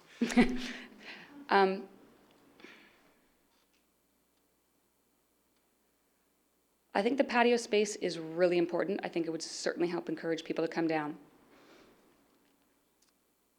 My instinct tells me that an announcement out to Oakville that they can park there for free will be a stronger, more impactful statement that will raise more awareness for downtown Oakville than a statement, we have more patios. I think we can look at creative ways to have patios at very low cost, and I think we can do both. But I think that if I had to choose, I think the free parking statement is a louder statement. And if I could look at the ice rink as an example, we had an awful winter. It was freezing, and there was many days people could not use it. But because it was new and flashy, we still got 4.7 million media impressions above and beyond those we paid for, because it was that big impression. And that's what I think we need, is to generate a large amount of interest. So I think we should get creative with patios and do them for free and use the money towards free parking. Then use what money for free parking? Or take the loss. So if we're going to take a loss to have free parking or take a loss to have patios, I would take a loss to have the free parking. Like if we're going to look at $2.3 million being spent, my assumption is we're looking at towards, I guess I'm still struggling to see why they're tied together. Well, the reason they're tied together, I'm trying to get as many people as we can downtown, in the downtown. And I think that's why other cities that do have the outdoor in the summertime, it drives people down. People want to be around people which are having a good time. Yeah, I would agree with you. I'm wholeheartedly think that patios are a strong thing. It's something I've actually been speaking with the town staff already about. Could we make this happen, and can we make it happen fast? Because I do think we need patios. I just think we can do both. We can have patios. If we need to get rid of the center lane this summer to do it, have the patios and have the parking that's next to them be free. Thank you. Thanks very much. Thank you, Councillor. Councillor Giddings. Thank you, Ms. Pluman. Will you be sending us a copy of that, or could you email the presentation to us? I certainly can. Awesome, thank you. The council should have it, but I can certainly send a copy. That would be great. You mentioned you'd like us to get more permits out to the retailer workers to allow them to park. How does that go with free parking? Would these be free permits, or do you want us to sell the permits as we normally do? I think sell them. I think if we're looking at a 3-hour maximum, part of the reason we're looking at a 3-hour maximum of free is to deter the staff who have a longer than 3-hour shift. No doubt, as we heard today, some of them are already running out and moving their cars, so some will abuse the system. Others won't. They're staying longer and they're paying. Myself, for example, I pay $25 a week. And so if I had an option to pay $35 or $40 for the month, I would certainly take it. In fact, if somebody told me that you're going to pay $40 for the month, 10% of the time, you may get there and it's full because we've oversold like an airplane. And so those days, I have to find another alternative. I'd still likely be paying less. So if I'm on those alternative days paying that $25 a week I just spoke of, I'm paying $65 instead of the $100 I'm paying now. So I would still be inclined to go that route. The parking spaces that I'm thinking of are parking lots that are always empty. Behind the post office, I'm lucky if I'm one of 5 cars. They're usually one of 2. Along Randall, there's lots of spots. In lot 11B, there's lots of spots. There's a huge amount, and I don't know who owns this property, so I'm speaking out of turn, but on the other side of the bridge, down by the waterfront, there's a huge amount of land space there. Why not turn it into some permit parking for the staff? All right, I guess I wouldn't want to roll the dice and say you can buy a permit. By the way, parking is free now if you move your car half a turn. So I think we have to think about that one. Councillor Elgar and a number of other councillors hit on it as well. Mr. Siles mentioned that he would like Lakeshore to be reserved for customers. I agree with him on that.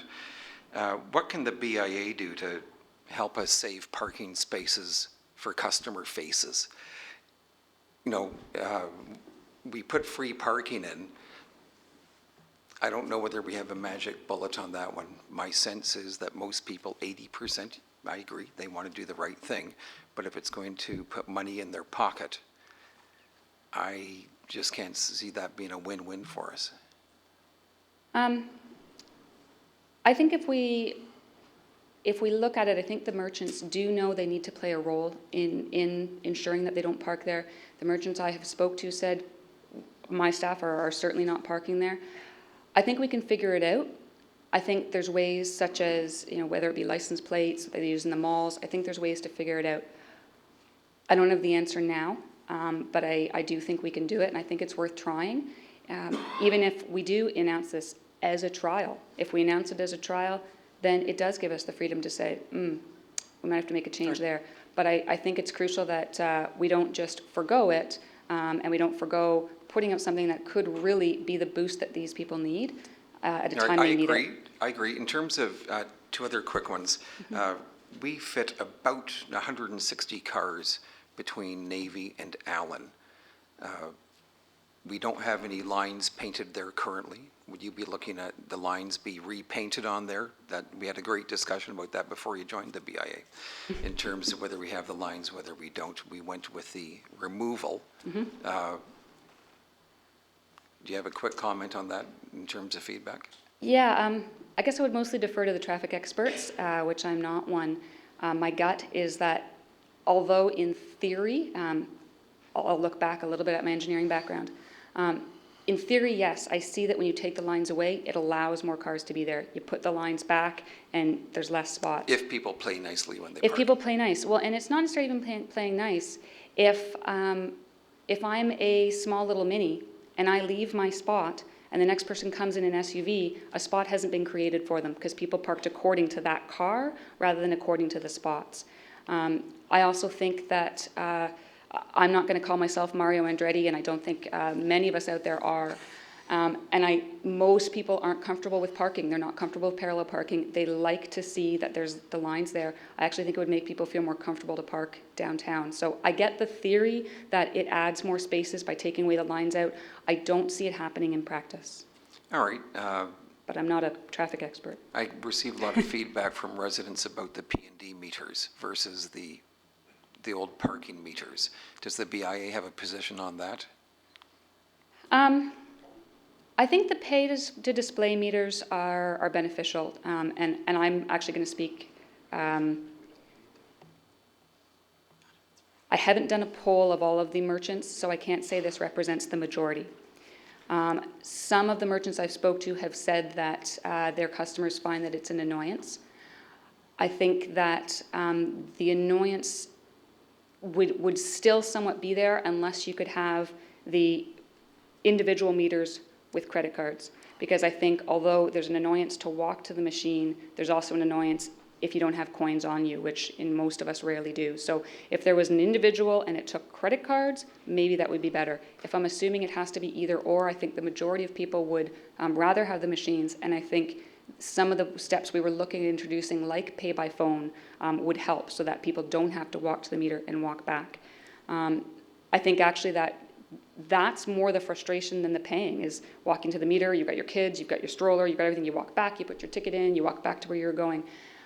Which is one of the reasons why if we go to a free parking, I think we would have to look at chalking or some other mechanism. I think if we said you go to the meter but you get your ticket and it's free, I think we've given them a half convenience and not a full convenience, and I don't know that it would be well received.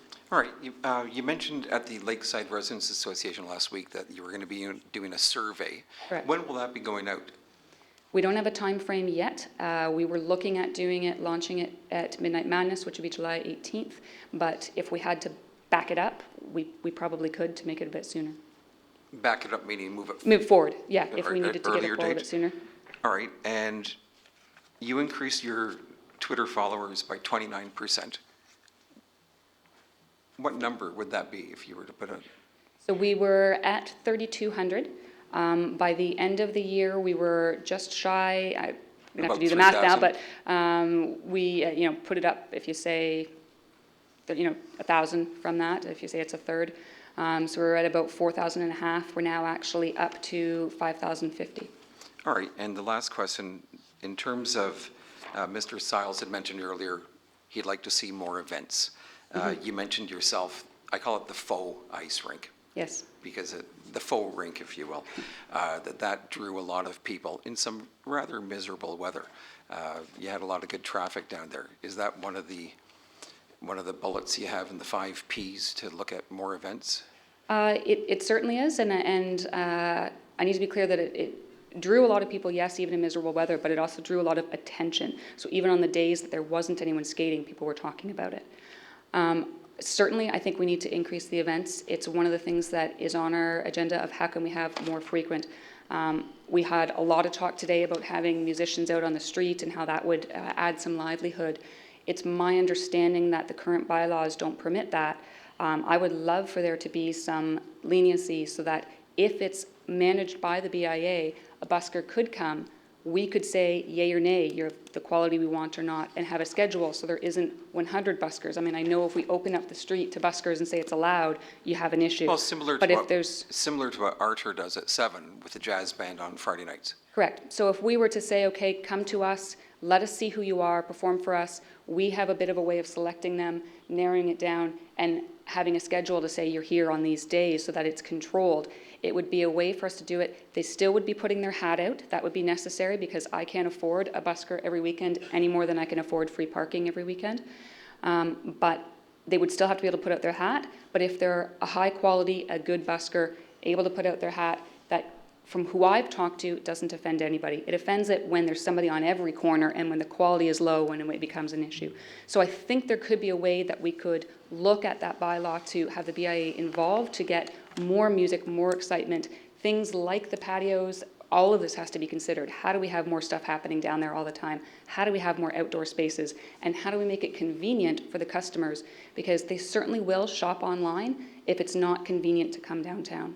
All right, and we'll work our way through the center lane parking. Mr. Chisholm was a great father of the town, but he didn't plan for truck deliveries, unfortunately. So we'll work our way through that. Thanks. Correct. Thank you, Councillor Goodings.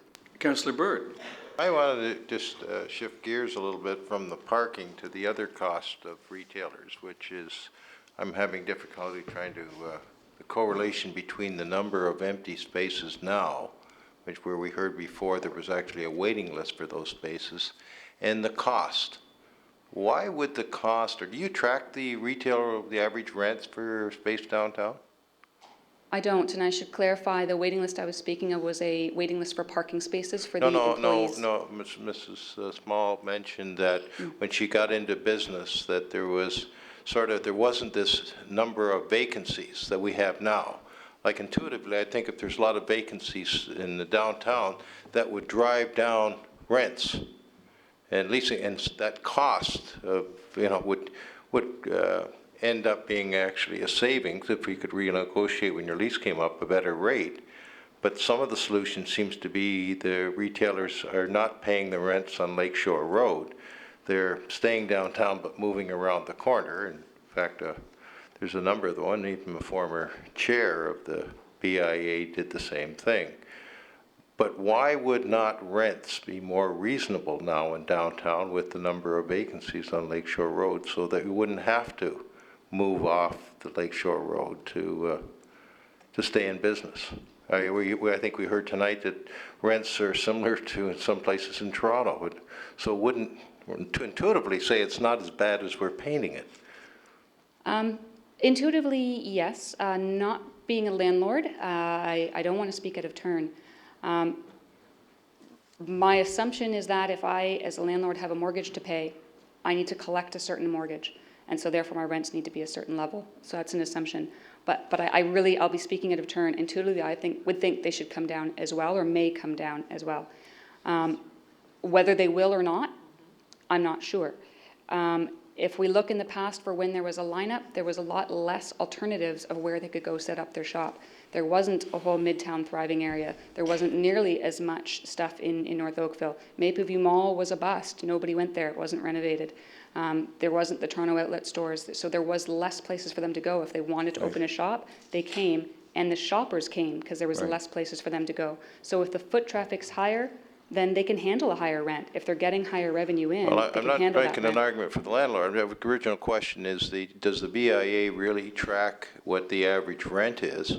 And are you forecasting increases or decreases going along, given at what point in time does the amount of vacancies, is it 5%, 10%? I don't know, to translate into reduced rents for someone. I have sympathy for the landlords, and as I say, you mentioned that argument saying, well, we've got to put some money to keep the prices high because we've got to protect the residential value of downtown to everybody by, as an answer to Alan, to say, well, the $2 million may be a bargain. If we put the $2 million, are we just driving up retail rents down there so that we're in the same boat again, or down? Because we won't have the money for parking. We're now going to spend it for something else, providing free service for the parkers. Right. I don't have stats on tracking, so I can't forecast whether or not they're going to go up or down. I don't see I see the value of properties going down as the vacancies increase, even in terms of commercial value. Right. In terms of the commercial value increasing as it's busy and hopping, it might, as I'm sure was part of the reason why various properties sold at the levels they did. But if the merchants I include everyone when I say merchants, if they're also pulling in that added revenue because people are coming because it's a convenient place to be, they're able to sustain those revenues. I mean, rent is all based on the profitability of the area. So at least that's how I understand it. Then if we're going the other way and the merchants need help, it's like a screaming for help that I'm having trouble staying in business because I can't afford the rents and whatever it is. I'm just trying to say, at what point in time do this number of vacancies sort of manifest itself into reduced rents or stabilizing rents, or them going down or whatever it is, to help the retailer, keep the retail environment alive as well? And as I say, we don't track that, I guess, but maybe it's something that it should be tracked. I agree with you. It's perhaps something that should be tracked. My gut tells me at some point they're going to have to lower it. If no one's wanting to rent their spot, they're going to have to lower it. When is the answer I can't give. We've talked before, I don't want to, but we've had some businesses right downtown, right almost in the town square, that have been effectively closed or boarded up, actually boarded up a store for a number of years. So it looks like whoever the landlord is zero income is quite satisfactory, because for whatever business reason, maybe there's somebody going to come along and buy them out. And I know, and I recognize that there was a lot of businesses, unusual amount, change hands or change ownership in the last year. So rents are staying high for maybe that reason as well, hoping to get a return from the existing retailers. Take care. Thank you. Thank you, Councillor Bird. Councillor Demoff? Thank you, and Charlene, thank you for your patience with all our questions as well. My pleasure. I know you're here to ask for the free parking. There's free parking at malls, and they're all suffering. At the committee meeting that we had just recently, you and Kerr Street and Bronte all talked about the winter and the retail sales, and Bronte suffered terrible sales as well, and they have free parking. I do have a question here. But also a fellow that I've seen speak many times, the former mayor of Madison, Wisconsin, has said that he's never seen a successful downtown that has free and ample parking. Do you know of any studies that show that free parking does in fact boost retail sales? I've seen studies that show, and I'm not advocating this, but removing parking from the street does increase sales. So I'm just wondering, you know, anecdotally, we're hearing that certain municipalities put it in or they take it out. Do you know of any studies that show that there's a correlation between free parking and increased sales in the stores? No, I don't. To answer your question simply, for the sake of time, no, I don't. But I think some of the malls are suffering, yes, not all.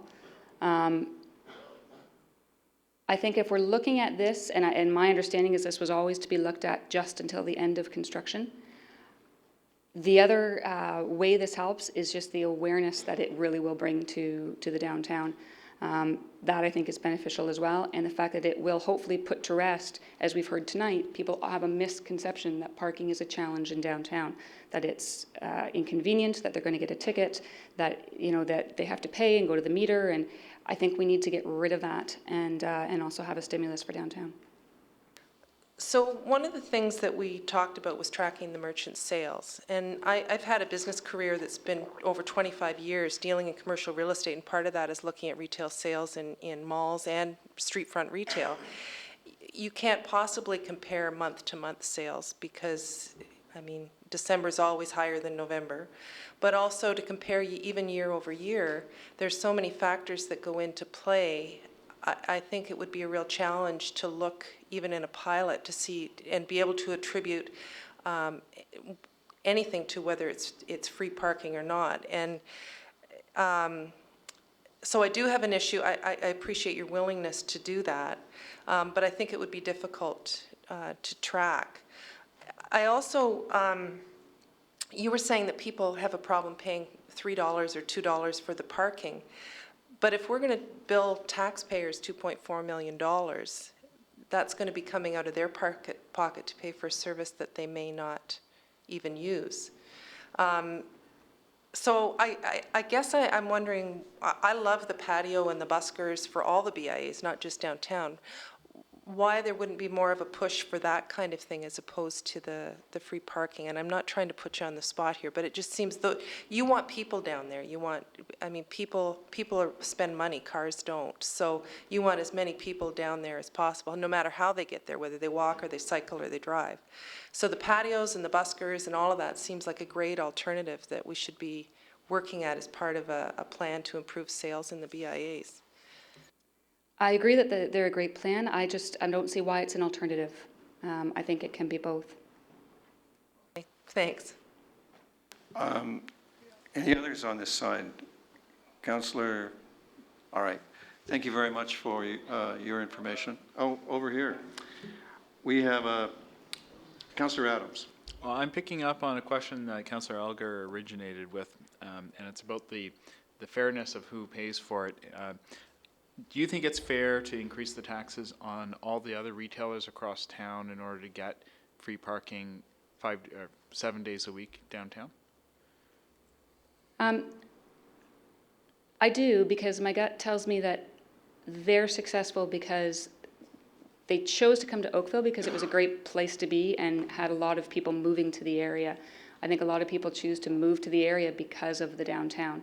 I think if the downtown went, the need for as many people and as many stores would decrease, and their success would decrease as well. Okay.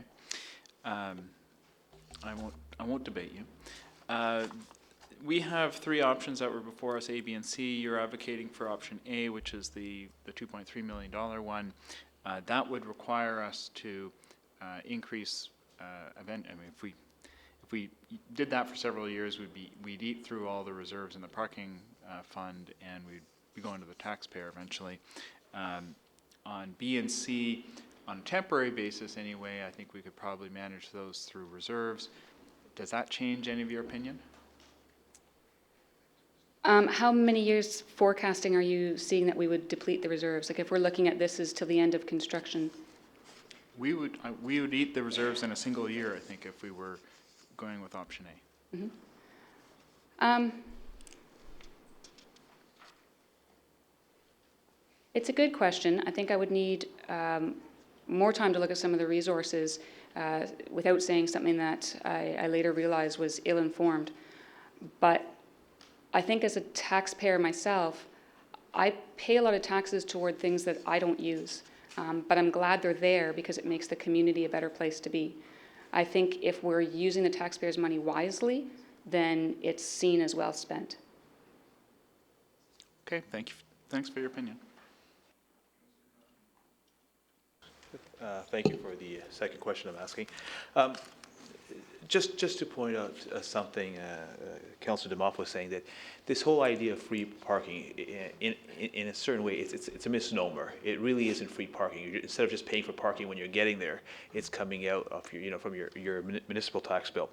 But I'm not going to debate that with you. My only concern here is that, as you can see, I think you get the impression the council wants to help the BIA. We're just not sure what's the best way of going about it. What's the best strategy we can take that can improve business, that could improve marketing.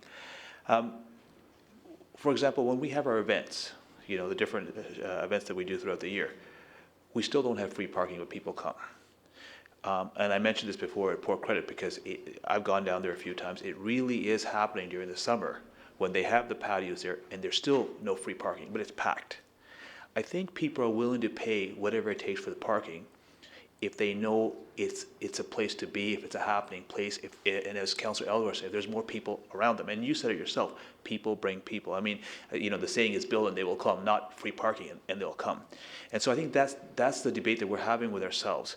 What's the best approach? And so my question to you is would you be willing to contact other BIAs, for example, in Port Credit and wherever else they're doing this free patio situation and find out what their experience has been in terms of business sales? Now, they're not going to answer when they get a call from a politician, but I'm thinking that they'll probably be more forthright if you're asking the questions and understand the reasons why you're asking that, and send us an email and let us know what you find with that. I'm certainly willing to. Thank you. Councillor No.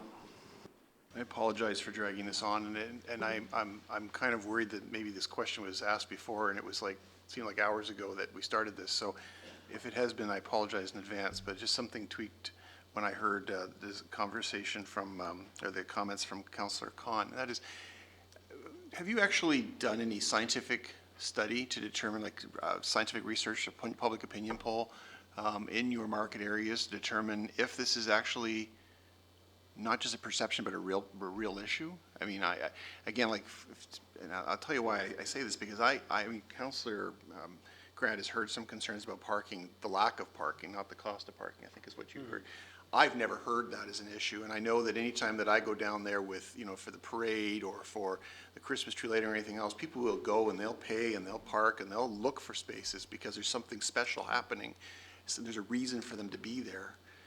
So my question is this: have you actually done, like you want this, and you keep saying you have a gut instinct, but do you have anything to back that up? Like, is there any, best practices is a great thing, for one, that Councillor Khan talked about in other jurisdictions, but have you done like a scientific poll to ask people, what is it, if, do you go down, do you shop downtown, and if not, why don't you shop downtown, and determine what the actual the reasons are?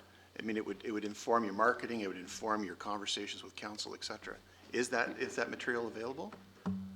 Not to my knowledge, it's not. As Dave Giddings mentioned, we are planning on doing that this summer, and we can fast track it if we need to.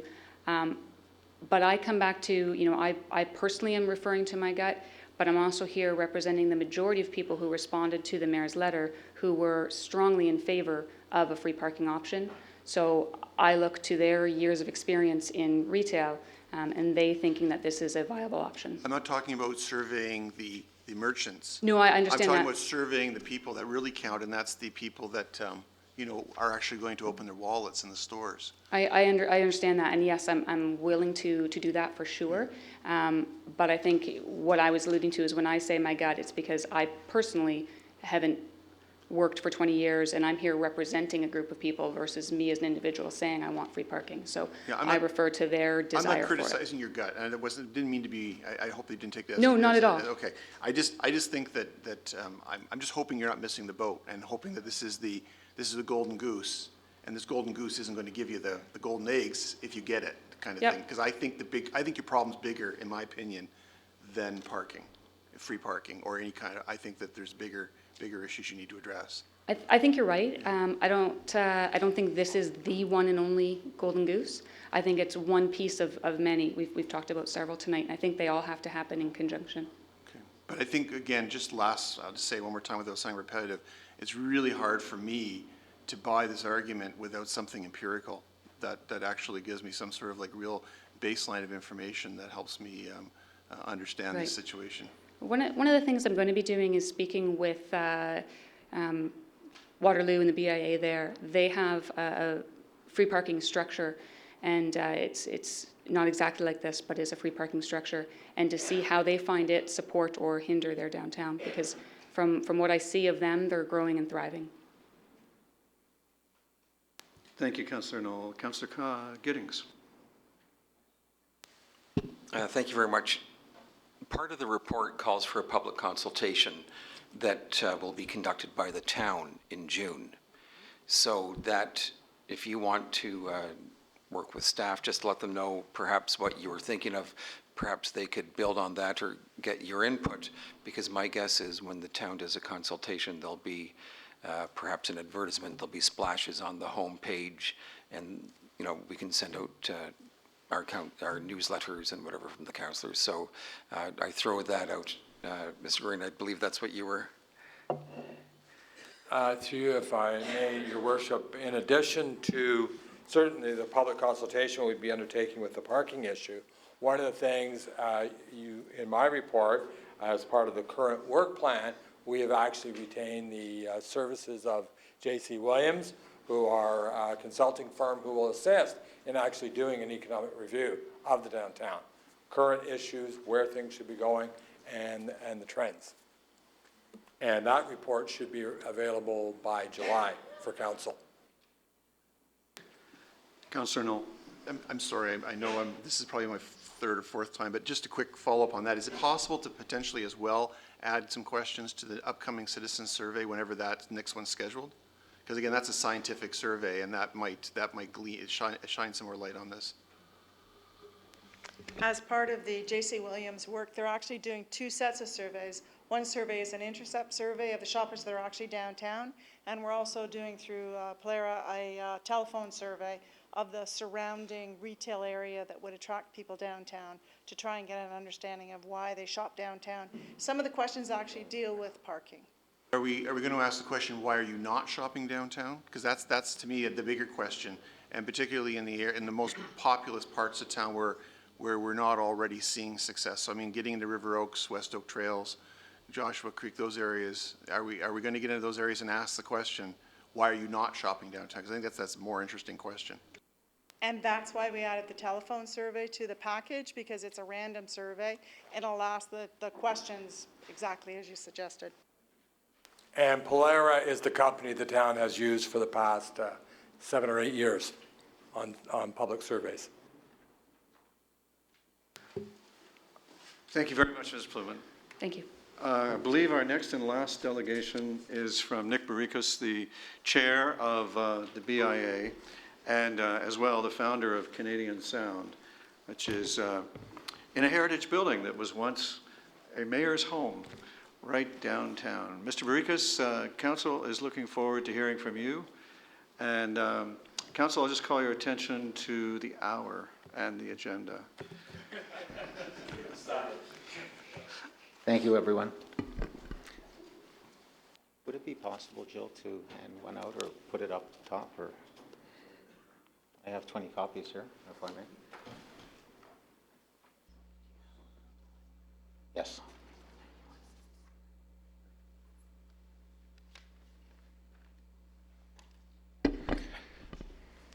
Charlene's a hard act to follow.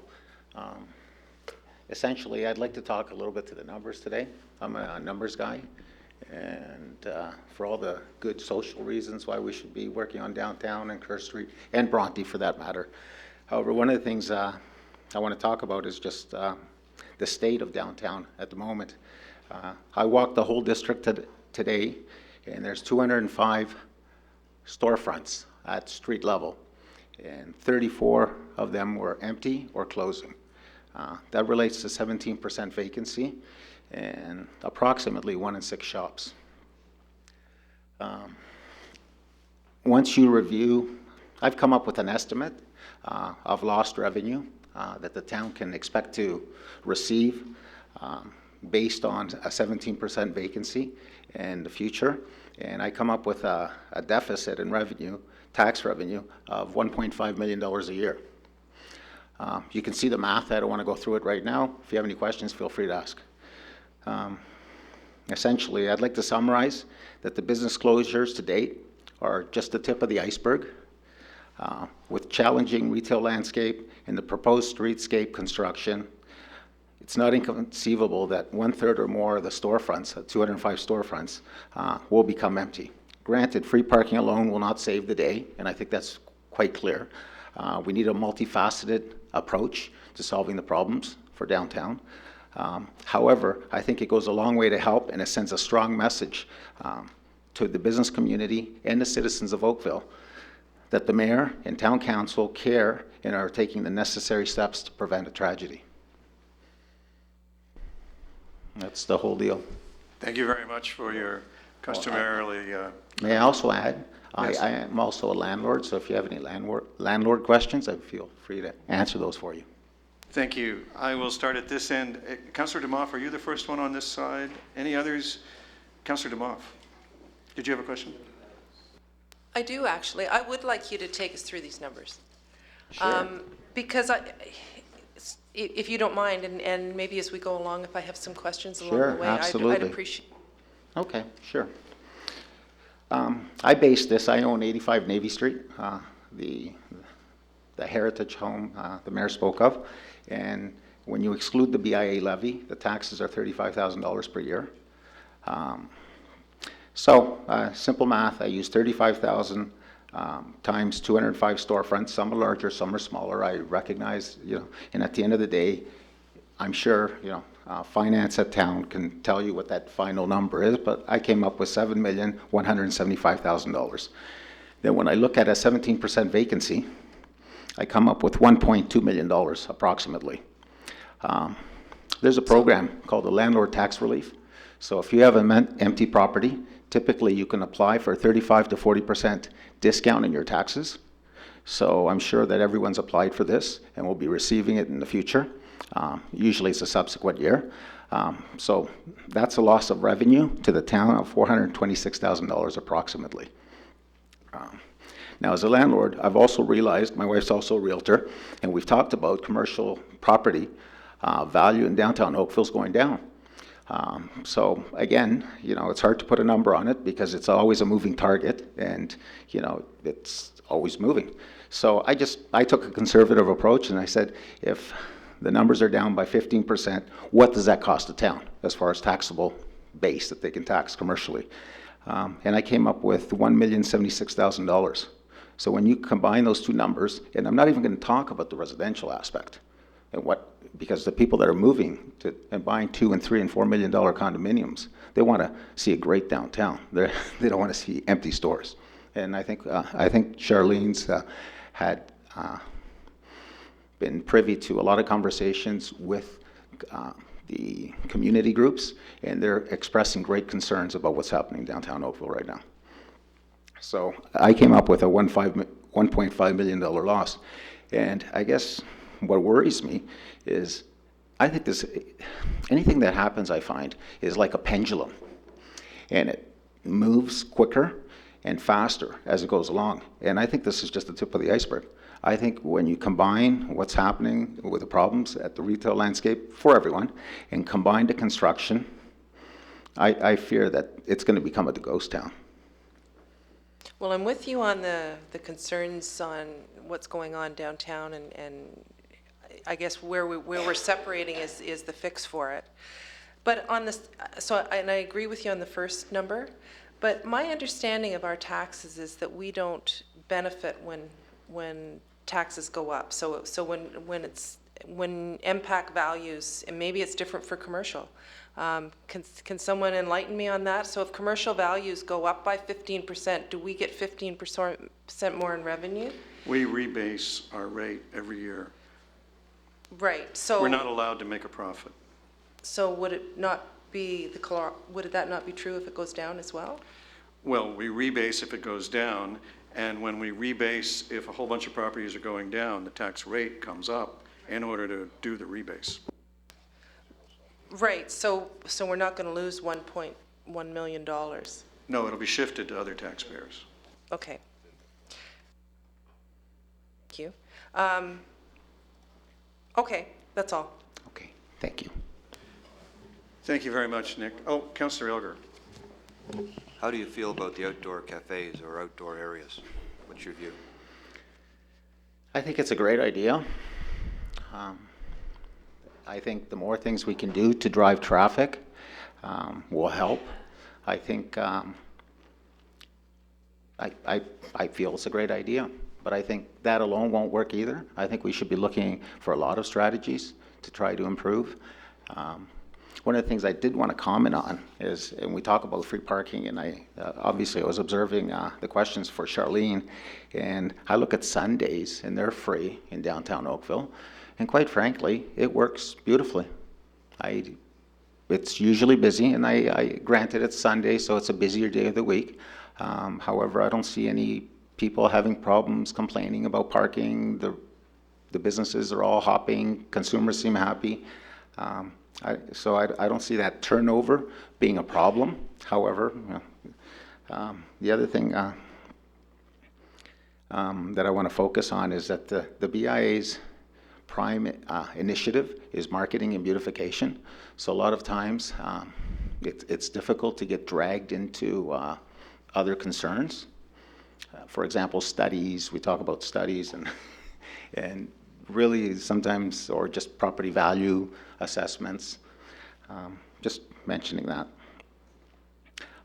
And the other thing I'm also going to mention is landlords typically, what's happening right now is small businesses don't have a lot of space. You put 6 bad months together, 9 bad months together, they're gone. Landlords, yeah, they want their money. You know, we know commercial value is based on rental income. That's the bottom line. You drop your rent, your value of your building goes down, your portfolio goes down. So nobody wants to reduce their rents. They'll just wait for someone else to come along to pay the rent. Unfortunately, what's happening is we're losing a part of the businesses which have been there 10, 20, 30, 40 years. They can't, the landlords can wait. They can't. That's one of the senses of urgency that we're feeling right now for most of the membership. Thank you very much. Oh, Councillor Khan. Thank you very much. I think we've come to the general conclusion that, you know, it's not parking that's the major issue. There's an issue with the economy. There's an issue with market rent rates. There's an issue with pricing, and sure, solving the parking crisis might alleviate some of that concern. I don't know if you're going to know the answer to this, but Councillor Adams and I were talking that we also have, like, if we were to do some sort of, you know, a program that would, let's say it cost $2.3 million, and it helped out the businesses in the BIA, whether it's Bronte or whether it's downtown or Kerr. What do Tom and I tell our residents, our mom and pop operations in North Oakville? They're saying, well, we have free parking, but we're still struggling because of the economy. Why don't we get some of that money? Why isn't the town of Oakville contributing to our concerns and helping us out? And that's the difficulty that I'm having. And I know there's no real answer to this, but hopefully you can shed some light on. Well, I think the mayor brought up a good point that $1.1 million is actually not a tax loss or revenue loss for the town, but it does get shifted to other businesses. So one way or the other, they're going to be paying for it. Right, but did want something back in return as well. That's my concern is the fairness argument here. Okay. Councillor, Very good. in respect for the time, then, perhaps if you're saying it's a rhetorical question, we'll go without a rhetorical answer. Thank you. That's okay. Chair Barrikas, thank you very much for your information and for being here. Thank you very much for your time. All right, I'll restrict it to table. Council, if I could be permitted, this has been a very, very illuminating conversation, and the questions and the time we spent on it, I think have been educational for many of us. The staff recommendation before us, we're going to go there. Thank you. The staff recommendation before us, I'd just like us to think about this thought. I'd like to leave it with you, and then we'll come to it in the agenda. It's looking smarter and smarter to me now, tonight. I think maybe we do need staff to spend more time and to do more consultation. And with that, I'll just leave off comment until we get there, and bring your attention back to the standing committee, to the agenda, and the standing committee and committee of the whole reports. And what we have are the community services and the administrative services committee reports. Councillor Grant is moving the adoption. No, we want to separate item number 4 from the community services. Thank you.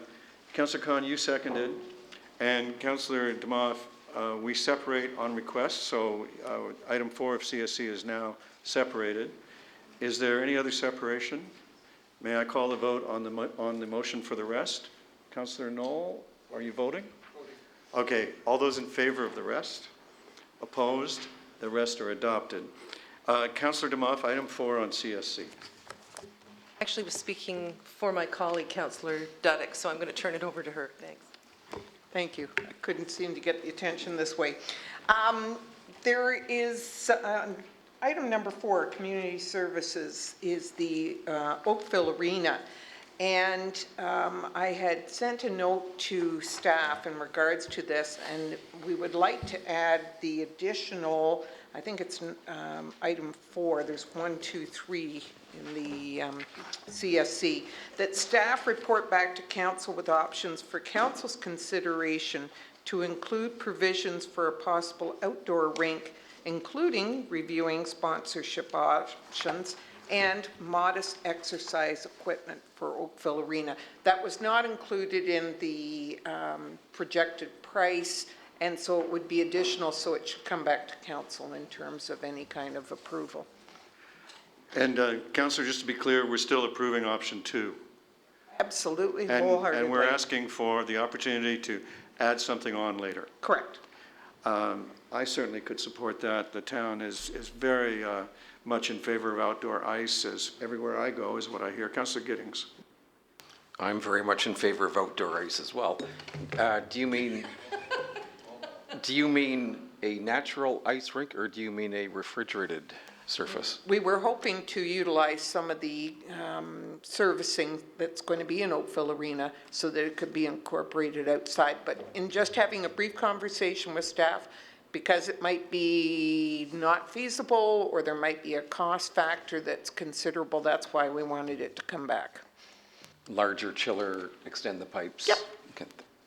Okay. Councillors Demoff and then Robinson. I just wanted to point out the outdoor pad was mentioned in the report. And I think there was a cost of, I'm just looking for it, around $500,000 for it. So one of the things that we'd like to see is that to be considered, and possibly looking at getting a sponsor to amortize the cost over the 5 or 10 years so that we were able to bring that forward and not have to delay the outdoor portion of the outdoor ice. Thank you, Councillor. Councillor Robinson.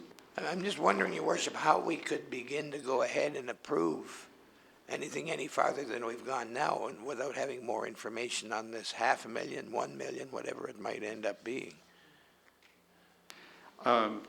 Let me turn to the CAO. Okay. I'm pretty sure he can handle this, and it won't delay the main project, but let's hear it from him. Mr. Green? Thank you.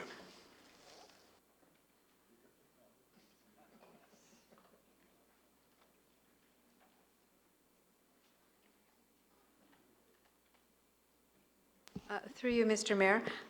Councillor Demoff is correct. We did actually look at the potential of adding one of the tennis courts, converting that to artificial ice for the winter season. We do have a preliminary cost for it. It is noted in the report as well. And as we go through the design process, we can certainly consider that option as well as the other options being put forward, and then we would report back on the cost associated with that. So the real request here, as I understand it, is for staff to investigate the ability to finance it through sponsorship. Is that right, councillors? Yeah, but also to look at including fitness equipment at the facility. Okay.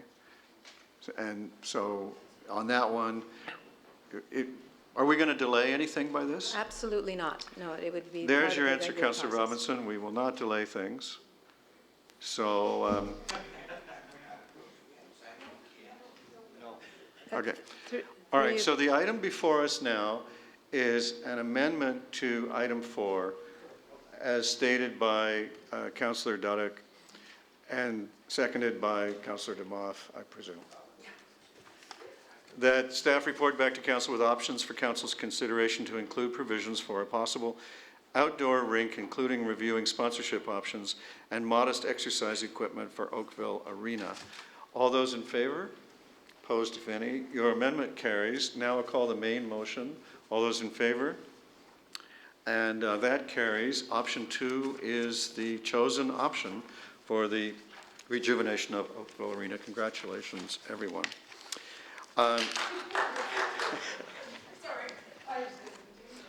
Well, I think it's fine. It's our oldest arena, and it's worth all the attention we've showered on it. I would now ask you, council, to indicate how you'd like to deal with your discussion items.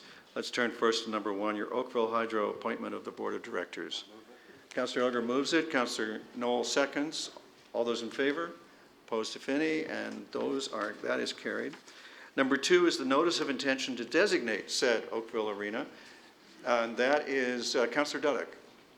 Be pleased to move it, and I did not have the opportunity when moving the other one on behalf of Councillor Demoff and myself to thank staff for the considerable work they put into this project.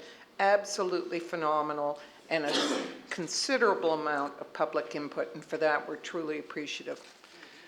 Councillor Robinson, you may have been indicating a desire to second the motion.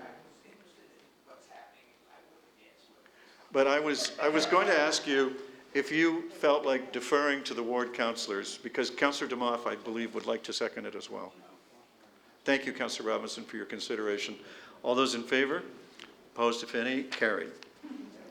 Now, I see we had votes in the audience as well for this item. That brings us to item 3, preserving Canada Post door-to-door delivery. And this is a motion brought by Councillor Adams and seconded by Councillor Johnston. And I will say, as we begin this item, that in the last few weeks, we've had a disturbing number of messages from residents who've been misled by Canada Post representatives as to our role in the matter. And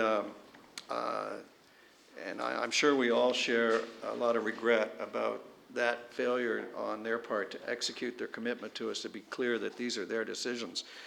Councillor Adams, you're the mover of this motion. I presume you'd like to speak first, and then Councillor Johnston. I would like to speak. Given the time, I will try to be brief, and I hope that we can get through it quickly. If you don't mind, I'd like to read it out in full.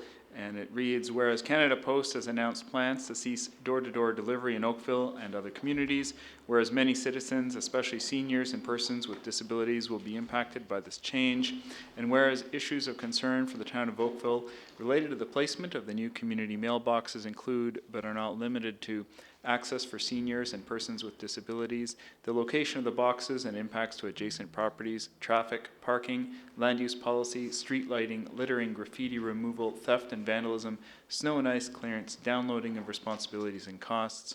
Therefore, be it resolved that the federal government direct Canada Post to maintain the current system of residential door-to-door postal delivery in Canada, and that the Federation of Canadian Municipalities be requested to support this motion, and that a copy of this resolution be sent to the Federation of Canadian Municipalities, the Association of Municipalities of Ontario, the Region of Halton, City of Burlington, Town of Milton, Town of Halton Hills, local members of Parliament, and members of Provincial Parliament and Canada Post. This is a motion that follows on the heels of our long discussion previously at this council, where we heard from Canada Post and we heard from members of the public and affected individuals. I want to make sure that everybody understands that we're not the first ones to pass this kind of motion. There are, I believe, now about 50 municipalities that have passed similar motions, and they include all of the major municipalities across Canada: Vancouver, Toronto, and Montreal. It covers a vast portion of the Canadian population. So we are not alone. However, we are among the first. And the Federation of Canadian Municipalities will be considering a resolution that is similar in nature to this this coming weekend. And I think that we, as one of the first municipalities being impacted, will play a big role in helping that motion and that resolution go forward. So I'd like to thank all of my colleagues. I know many of you have been hearing from constituents as the rollout is occurring. I know in the last few days I've heard from a number of residents who are now being told that they're the lucky recipients of a new community mailbox on their front lawn or their side lawn, or the right around the corner from them. And just as you said, many of them are receiving somewhat misleading or misinformation with respect to what the process was and how it came to be. And it's very regrettable that that's happening. And I certainly have been asking them to write to their Member of Parliament so that they understand who is directing this and who is in control of this. So I thank you very much for your time, and Councillor Johnston, thank you for joining me in moving this motion forward. Councillor Johnston. Thank you. And I was very happy to second it, Mr. Mayor. As has been described, Canada Post has been less than forthcoming. What I want to see them do is have an actual discussion with the residents about the approach taken so far. This isn't the way we do things in the town of Oakville. We discuss changes with our residents, and I believe Canada Post has let us down in that regard. They've let down the residents, they've let down the workers, the employees, sorry. They don't know if they'll have a job or not. It's not good enough. We need to send a message to Canada Post and also the federal government that Canada Post needs to talk to the stakeholders, the owners of Canada Post, which are the residents of this country. Thank you. Thank you, Councillor. Councillor Robinson. Thank you, Your Worship. This has been a bad deal from the get-go. It started whenever we had that first Monday night meeting here at the end of April, I think, and I pressed for a map. I was told, you'll have a map tomorrow. Tomorrow it came, no map. I checked, they said you'll have it Wednesday. Wednesday came, no map. They said you'll have it Thursday. I got it Thursday. You couldn't read it. It was so small. So through the graces of our IT department here, I had 2 maps produced, huge in size, 4 feet by 4 feet. People were critical of me for getting involved to this extent. But, Your Worship, I got involved to the extent that I did because the people of Oakville wanted information, and they weren't getting it from the Canada Post. And I felt compelled to try and give them as much information as I could, and at the same time saying, this is not a sure thing, but this is the first draft. I had people come over to my house, we'd spread the map out on the floor, people would get down, they'd look and they'd see where the blue or the green or the purple dot was, and they either thought that was okay or they were unhappy.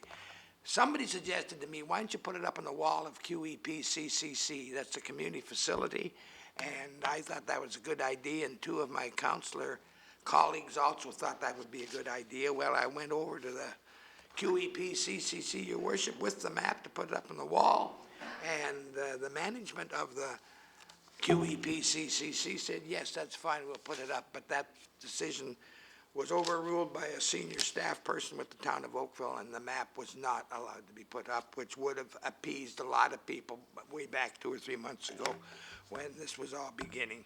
I just think it's unfortunate that the town didn't take the position of trying to be more helpful, because we know that Canada Post wasn't capable of being helpful, because as Alan said, they don't really believe in anything at all other than what they want. They don't understand that we are people here in Oakville that deserve some thought and privileges. The real thing about this, Your Worship, if you give me a couple more minutes, is safety. That's the biggest single issue, is safety. And we talked with Mr. Patterson, when Alan and I met with him, and we drew to his attention the terrible, messy situation around the existing boxes in Oakville now. And Canada Post's response was, yeah, we know it's terrible. It was terrible. We didn't do a very good job, but we're going to do a better job now. Let's wait and see, Your Worship. They won't do anything any different. Let me see what else I can mention here without getting myself too worked up. But on Ontario Street in Oakville, we've had people complain and complain and complain. They've talked to Canada Post. They've talked to 3 different people from Canada Post. They got 3 different stories. One person said he was in charge. I have his name, I won't mention. Somebody else said that whatever is out there now is final. There's not going to be any more amendments. And this is the kind of life we've had to live from these people who pride themselves in being our mail service carriers and are doing a terrible job. Thank you, sir. Thank you, Councillor Robinson. Oh, Councillor Elgar. Yeah, the question is to staff. I guess the issue is the location. And I want to get clarity from staff. Does staff have the final say on the location of where the community mailboxes will be located? And have you moved any mailboxes from the initial proposal in any of the areas to date? Not posties. Through you, Mayor Burton, the jurisdiction on the final location of the post office boxes remains with Canada Post. It's not something we can direct. You should put it here or there. They gave us preliminary drawings, and issues that may have arisen from our knowledge of the town, from perhaps a utility or some constraint. We have passed that information along to them, but the ultimate jurisdiction on the location of the boxes belongs with Canada Post. I think that's, in our ward, Roger Lapper's ward and my ward, that seems to be the biggest issue. I haven't heard as much about the lack of postal service. It's really about the location of the boxes, which is causing a lot of angst in the area. So I appreciate you getting that on the record. Thank you. Your Worship, could I just interrupt? I said something wrong. When I talked about the poor job, I wasn't talking about the posties. They're fine. It's the senior management I was referring to. We understood you. Well, I just want to make sure everybody else did too. Thank you for clarifying. Councillor Knoll. Thanks, Your Worship. I do support the motion, but I just have a request for a friendly change to the motion. In the second clause, I just think we should add the Prime Minister and the Minister responsible for Canada Post. Because if you're asking for action by the government, yeah. Yes. Thank you. Councillor That was Lapworth. easy. Yeah, thank you, Mr. Mayor. I'm fully going to support this motion. Canada Post may have suffered a small loss in business over the past few years because of the internet and couriers and so on and so forth. But on the other hand, they've had a number of major price increases, especially recently, and as much as 60% on some of the smaller envelopes. And for that reason, I think we should do whatever we can to maintain the door-to-door delivery. Thank you. Councillor Giddings, did I see your hand? Yes, you did. Thank you. I support this as well. If I could just ask for clarification, I guess, from CAO Green, in terms of a number of people are saying that they will have to get building permits. My understanding, to install the pad, my understanding that governmental authority, it flows downhill and that they will be installing those without benefit of a permit. Is that correct? That's correct. They do not need a location permit from the town of Oakville. All right, and the second item is, I concur with some of my fellow councillors that it's not necessarily the biggest issue being the loss of the service. It's more that lack of sidewalks, street lights, location, bigger concern, and the fact that in a lot of the correspondence it talked about the daily delivery of ad mail was a huge concern for businesses, and they were going to use the CMBs to get them to our CMB doors, as it were. And I currently receive my ad mail once a week in about a bundle like this. I haven't received daily delivery in quite some time. And I guess the most concerning thing I have is council received this letter from Canada Post detailing the letter that was going out to all of our residents, saying that we've heard from you, your neighborhood expressed a strong preference. As a result, mailboxes will be carefully placed in groups of 2 or 3 units close to homes, and at the end of it, it was insert name of community here. So I agree with Councillor Johnston that perhaps they aren't treating us as nicely, or our residents as nicely as perhaps we are accustomed to. Thanks. Thank you, Councillor Giddings. Councillor Johnston, are you? I would just like a recorded vote at the appropriate time. Thank you. All right, I'll call the vote in just a moment. A recorded vote has been asked. I'd just like to tell you that as bad as it was to hear from residents that representatives of Canada Post were telling residents that our staff had chosen the site they didn't like, I have now received several messages from several residents saying that it was your councillors who chose the spot where your mailbox is going to be that you don't like. And the one thing I ask of the higher levels of government is a higher level of trust that we, the people, can have in them and in their ability to keep their word. I think Councillor Johnston really hit the nail on the head when he pointed out that this is not the way, this is not the standard of behavior that our people in Oakville hold us to, and I cannot believe that they will be satisfied with this type of behavior from the federal government. All those in favor of the motion, please show your support by rising to be named. Councillor Kahn, Councillor Adams, Councillor Grant, Councillor Knoll, Councillor Lapworth, Councillor Elgar, Mayor Burton, Councillor Gittings, Councillor Bird, Councillor DeMoff, Councillor Duddick, Councillor Robinson, and Councillor Johnston. The motion carries unanimously.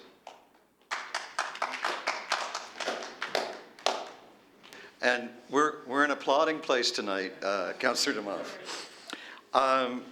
Council, I would ask you to turn now to the pair of items 4 and 5, and I wonder if you're of a mind for a mover and seconder for the pair of them as written.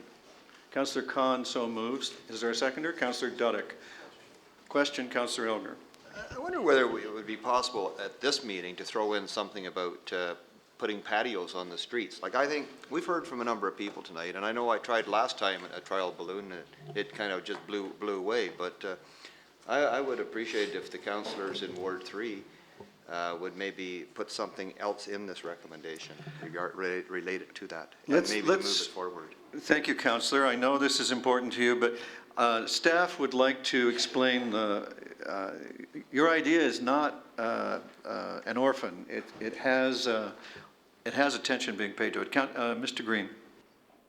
Thank you very much, Your Worship. There's, as I've indicated in item 4, there are a series of reports that will be coming forward to Council over the coming weeks and months. And certainly with all the discussion on the patio, the parking issue, that is something we will enter into those discussions with the BIA. I guess my concern is, maybe I'm just too simple-minded to think it's pretty easy to reline the streets, but if something comes back not until July the 14th, you know, it won't work getting implemented in September. Like, I'm just trying to figure, is there nothing we can do a little faster to kind of give it a boost, to move it forward so it could actually work for July and August to see whether it does work? After delivering myself of a fine speech about how we're held to a standard of public consultation, don't you think we ought to talk to the merchants down there to see if they see any problem with it? Absolutely. I just want you to talk to them sooner rather than later. Like, I don't want you to talk to them when we haven't got time to implement, but. Mr. Green. The discussions that we're looking at having with the BIA is and the merchants and public, whoever wishes to be engaged in this issue, is during the month of June as quickly as possible, with the idea of having this wrapped up for July 7th. I mean, we are now at May the 26th, And I think we have to look at putting that in, and there's a lot of consultation, a lot of discussion to have people fully understand the implications of each of these. While there's a group that will agree with this, I'm sure there will be groups out there that will have a great deal of difficulty. And especially when you get into those issues of on-street parking, there's a lot to be considered there. And taking up parking spaces with patios, I think we fully need to understand to make sure those in the BIA and the members understand the consequences as well. And so that council can make informed decisions. Okay, Ward 3 councillors both had their hands up, and then Councillor Demoff. Councillor Giddings? Councillor Elgar, if it will make you feel any better, Councillor Bird and I are working with 2 restaurants. One is out, I guess, for liquor license approval, or it's just come through in Town Square, and there's another one around the corner off Navy Street that on sidewalks, not taking up parking spaces, but we're working with them through the process as well. So there's 2 of them that we're working on currently. Councillor Bird, anything? Councillor Demoff? In the last couple of years, we've added a couple sidewalk cafes. One at Jonathan's is new, and another one on the permitted in the Town Square. So we'll have 2, and the introduction of music on certain nights at the Green Bean. So you're seeing some street thing. It is not, as pointed out, it's not as easy to say just put it in a patio. You've got to make sure the cars work, and I know the doors come in, and you've got street furniture, and you don't want to disenfranchise some businesses for advancing another. So it takes a little impact, and you also engage, especially late night activities, you have to engage the residents as well. Councillor Demoff. Okay, I have a couple of questions. On item number 4, where you've talked about hiring a consultant and doing an economic study for the downtown. But the motion that we passed, and I specifically asked about this at our meeting on April 28th, that it would include all the business districts. I know we've done one for Bronte, but certainly Kerr Street has suffered economic impacts from the winter as well. And I'm just wondering why we're not including Kerr Village BIA in that. Through you, Mr. Mayor. The economic study that we initiated was in relation to the downtown plan, to understand what the implications were of the cultural hub as well as the downtown streetscape improvements that were being made. And so we initiated that economic study as a result of those studies.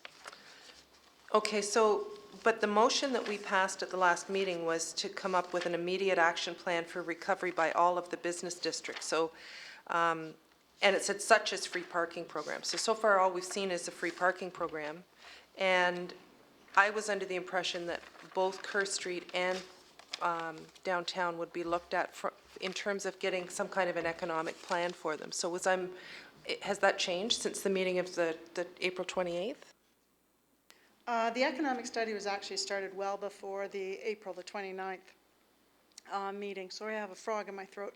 In terms of the economic components, staff had assumed that with the facade improvement program that's going on in Kerr Street, that was an immediate opportunity for the Kerr Street area. We had looked in the parking study, and you can see in the parking report it covers both Kerr as well as the downtown. And then specific in the downtown was the economic study to really understand what were the dynamics going on there, so that it could help inform both the transportation study and the downtown cultural hub. Okay, but I guess I'm confused because I know Councillor Robinson asked about Bronte at that meeting as well. And all 3 BIAs have been impacted by the economy. Like all 3 of them have, and all 3 of them have had business impacts. It's not just downtown. And so far tonight, almost all we've talked about is downtown. So it seems like, and I'm not saying we shouldn't be, but we're sort of ignoring the business issues that have happened in the other 2 BIAs. I'm wondering if we can, I mean, that was the motion we passed, right? Was to recovery by all business districts from winter with such measures as staff may recommend, such as a free parking program. But there certainly was intended, and I know the discussion that night was not just free parking. It was also, in fact, that night Councillor Elgar wanted to include patios in it, and he was told that it would be included as part of a comprehensive report that's coming back. Certainly, we can always look at what other programs can be offered in Bronte as well as Kerr. But I would note at the beginning of the item number 4, there are some enhancements that have been recommended both in the administrative support area, the operational area, as well as the specific projects that are broad to all 3 BIA areas. And don't get me wrong, the town is doing a fantastic job working with the BIAs. But in terms of business impacts, they've all been impacted by the economy. It hasn't just been one. And I really think if we're going out to public consultation, it would be a real shame to miss the opportunity over the next month to ask about these patios and being able to use the sidewalks. Some of it could just be lightening up our permitting process. And not even, I mean, it would be a real shame to miss the opportunity to have the discussion with the public, because it's not just the retailers. So I would really like to expand that beyond just parking for the consultation. I think we have an undertaking from the town manager. That'll be done. Councillor Robinson? I'm sorry, Mr. Green, did you want to speak?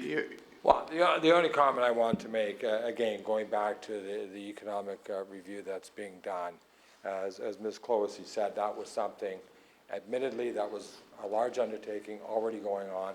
I have to admit, we did not anticipate that that was going to be included because it's looking at the long term, not just the short term from the winter. But certainly we can look at so that we can report back to council on the issue and do that fairly quick. So can we include the patios and other things in patios? Yes, but I'm talking about the economic development study that's currently being done by a consultant. We can report on what that would look like similarly for Kerr Street, so that can be considered. And so we can get some feedback quickly on the patios as well? As we do the work with the downtown, we'll do it all in parallel. And Kerr Street? Yes, and Bronte. Absolutely. Okay, thank you. Councillor Robinson. Thank you, Worship. The reason that I didn't become involved in debating or discussing the needs in Bronte tonight was 2 reasons. One is that particular agenda item is a downtown Oakville BIA item. And I need council to be aware that very recently, some of the senior people on our BIA board met with some senior people from the town's planning department.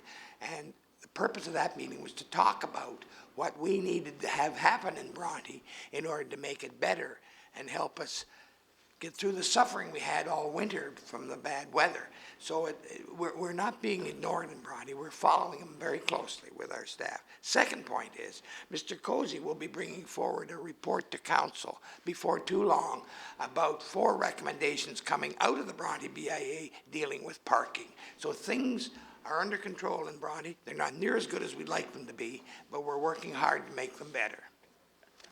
Thank you very much, Councillor Robinson. May I call the vote? All those in favor? Opposed, if any, and that carries. That brings us to the good news, the good economic development news of the night, the potential lease of the former post office building. How do you wish to proceed? Councillor Knoll? I'd be happy to move the item if there's no discussion necessary. I think it's a fantastic story and a fantastic opportunity. Well, let me get a seconder. We'll on the floor, and we'll see if there's any discussion. Councillor Grant, thank you for the second. Any discussion? Sorry, I'd love to hear the report. Well, you have the report. What staff can give you is a synopsis of it. Yeah, that would be great. Commissioner? Director? I saw you leap up. Tell the town the good news.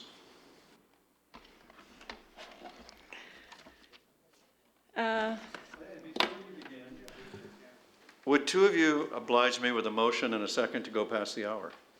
Councillor Lapworth and Councillor Demoff, thank you. All in favor? Opposed, if any? That carries. Madam Director.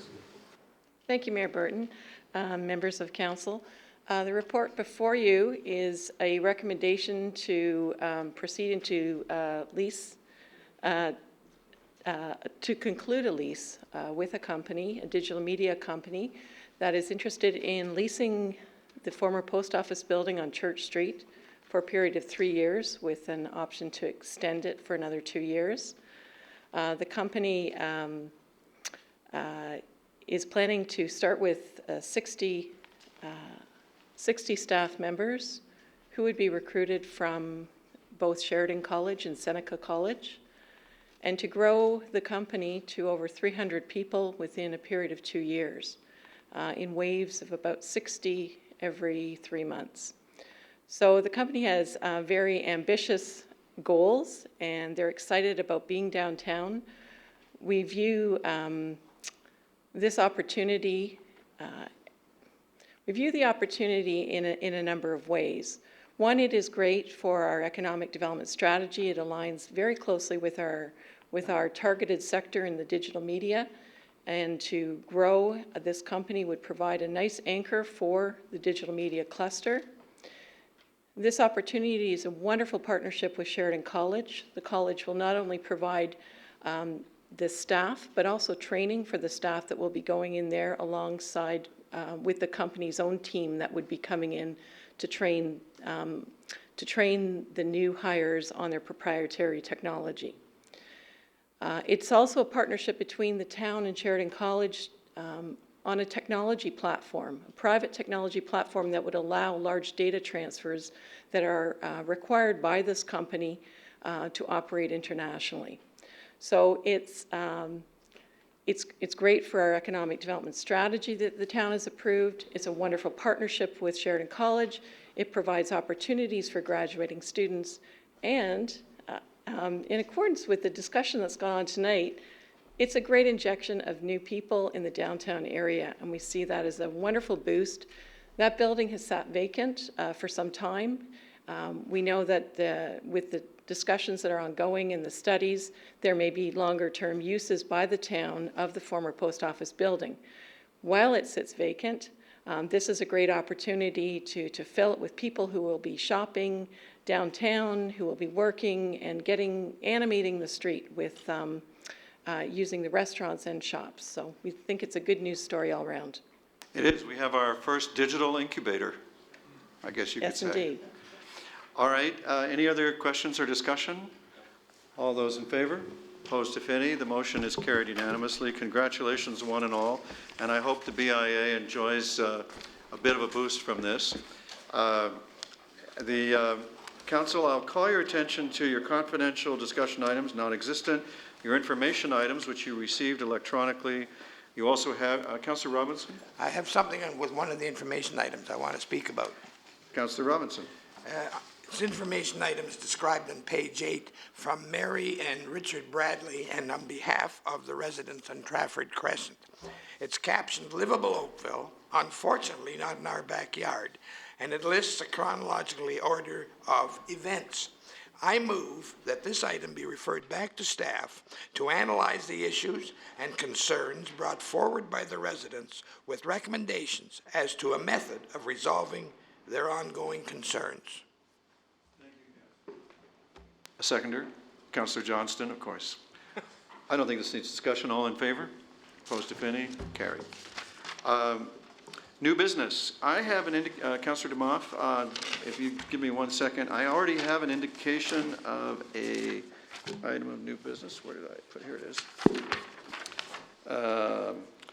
And I misspeak myself. Councillor DeMoff, I have a request for report, not new business.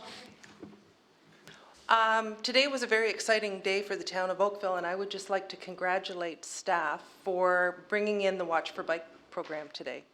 It was almost a year ago that I got doored on Ontario Street, and it was something that I was shaken up, but it can be a very, very serious, sometimes fatal accident.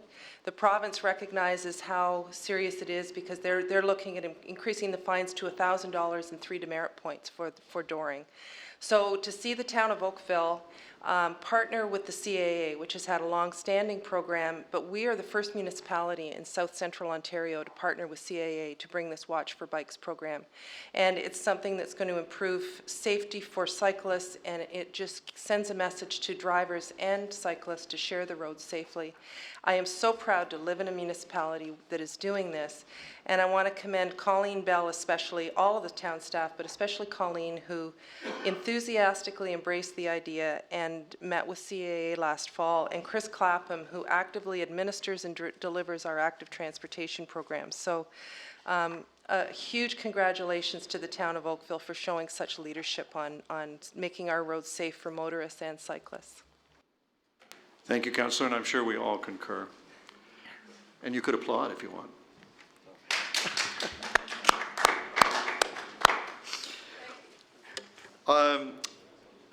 Regional reports and question period regarding town boards and advisory committees. Any? Requests for report? We have one. Councillor Adams. I have a request for a report that's in front of you, and it is that staff be requested to report back on options to provide a fee-based memorial park bench program that will allow residents to adopt existing park benches. The report shall address options for adoption renewals similar to the memorial tree program and funding models that ensure the program is fully self-funding. And I'd also ask if our staff could review the particular case that brought this concept to light down in the Bronte area, and that is why Councillor Robinson is my seconder for this particular request. Thank you, Councillor. Councillor Robinson.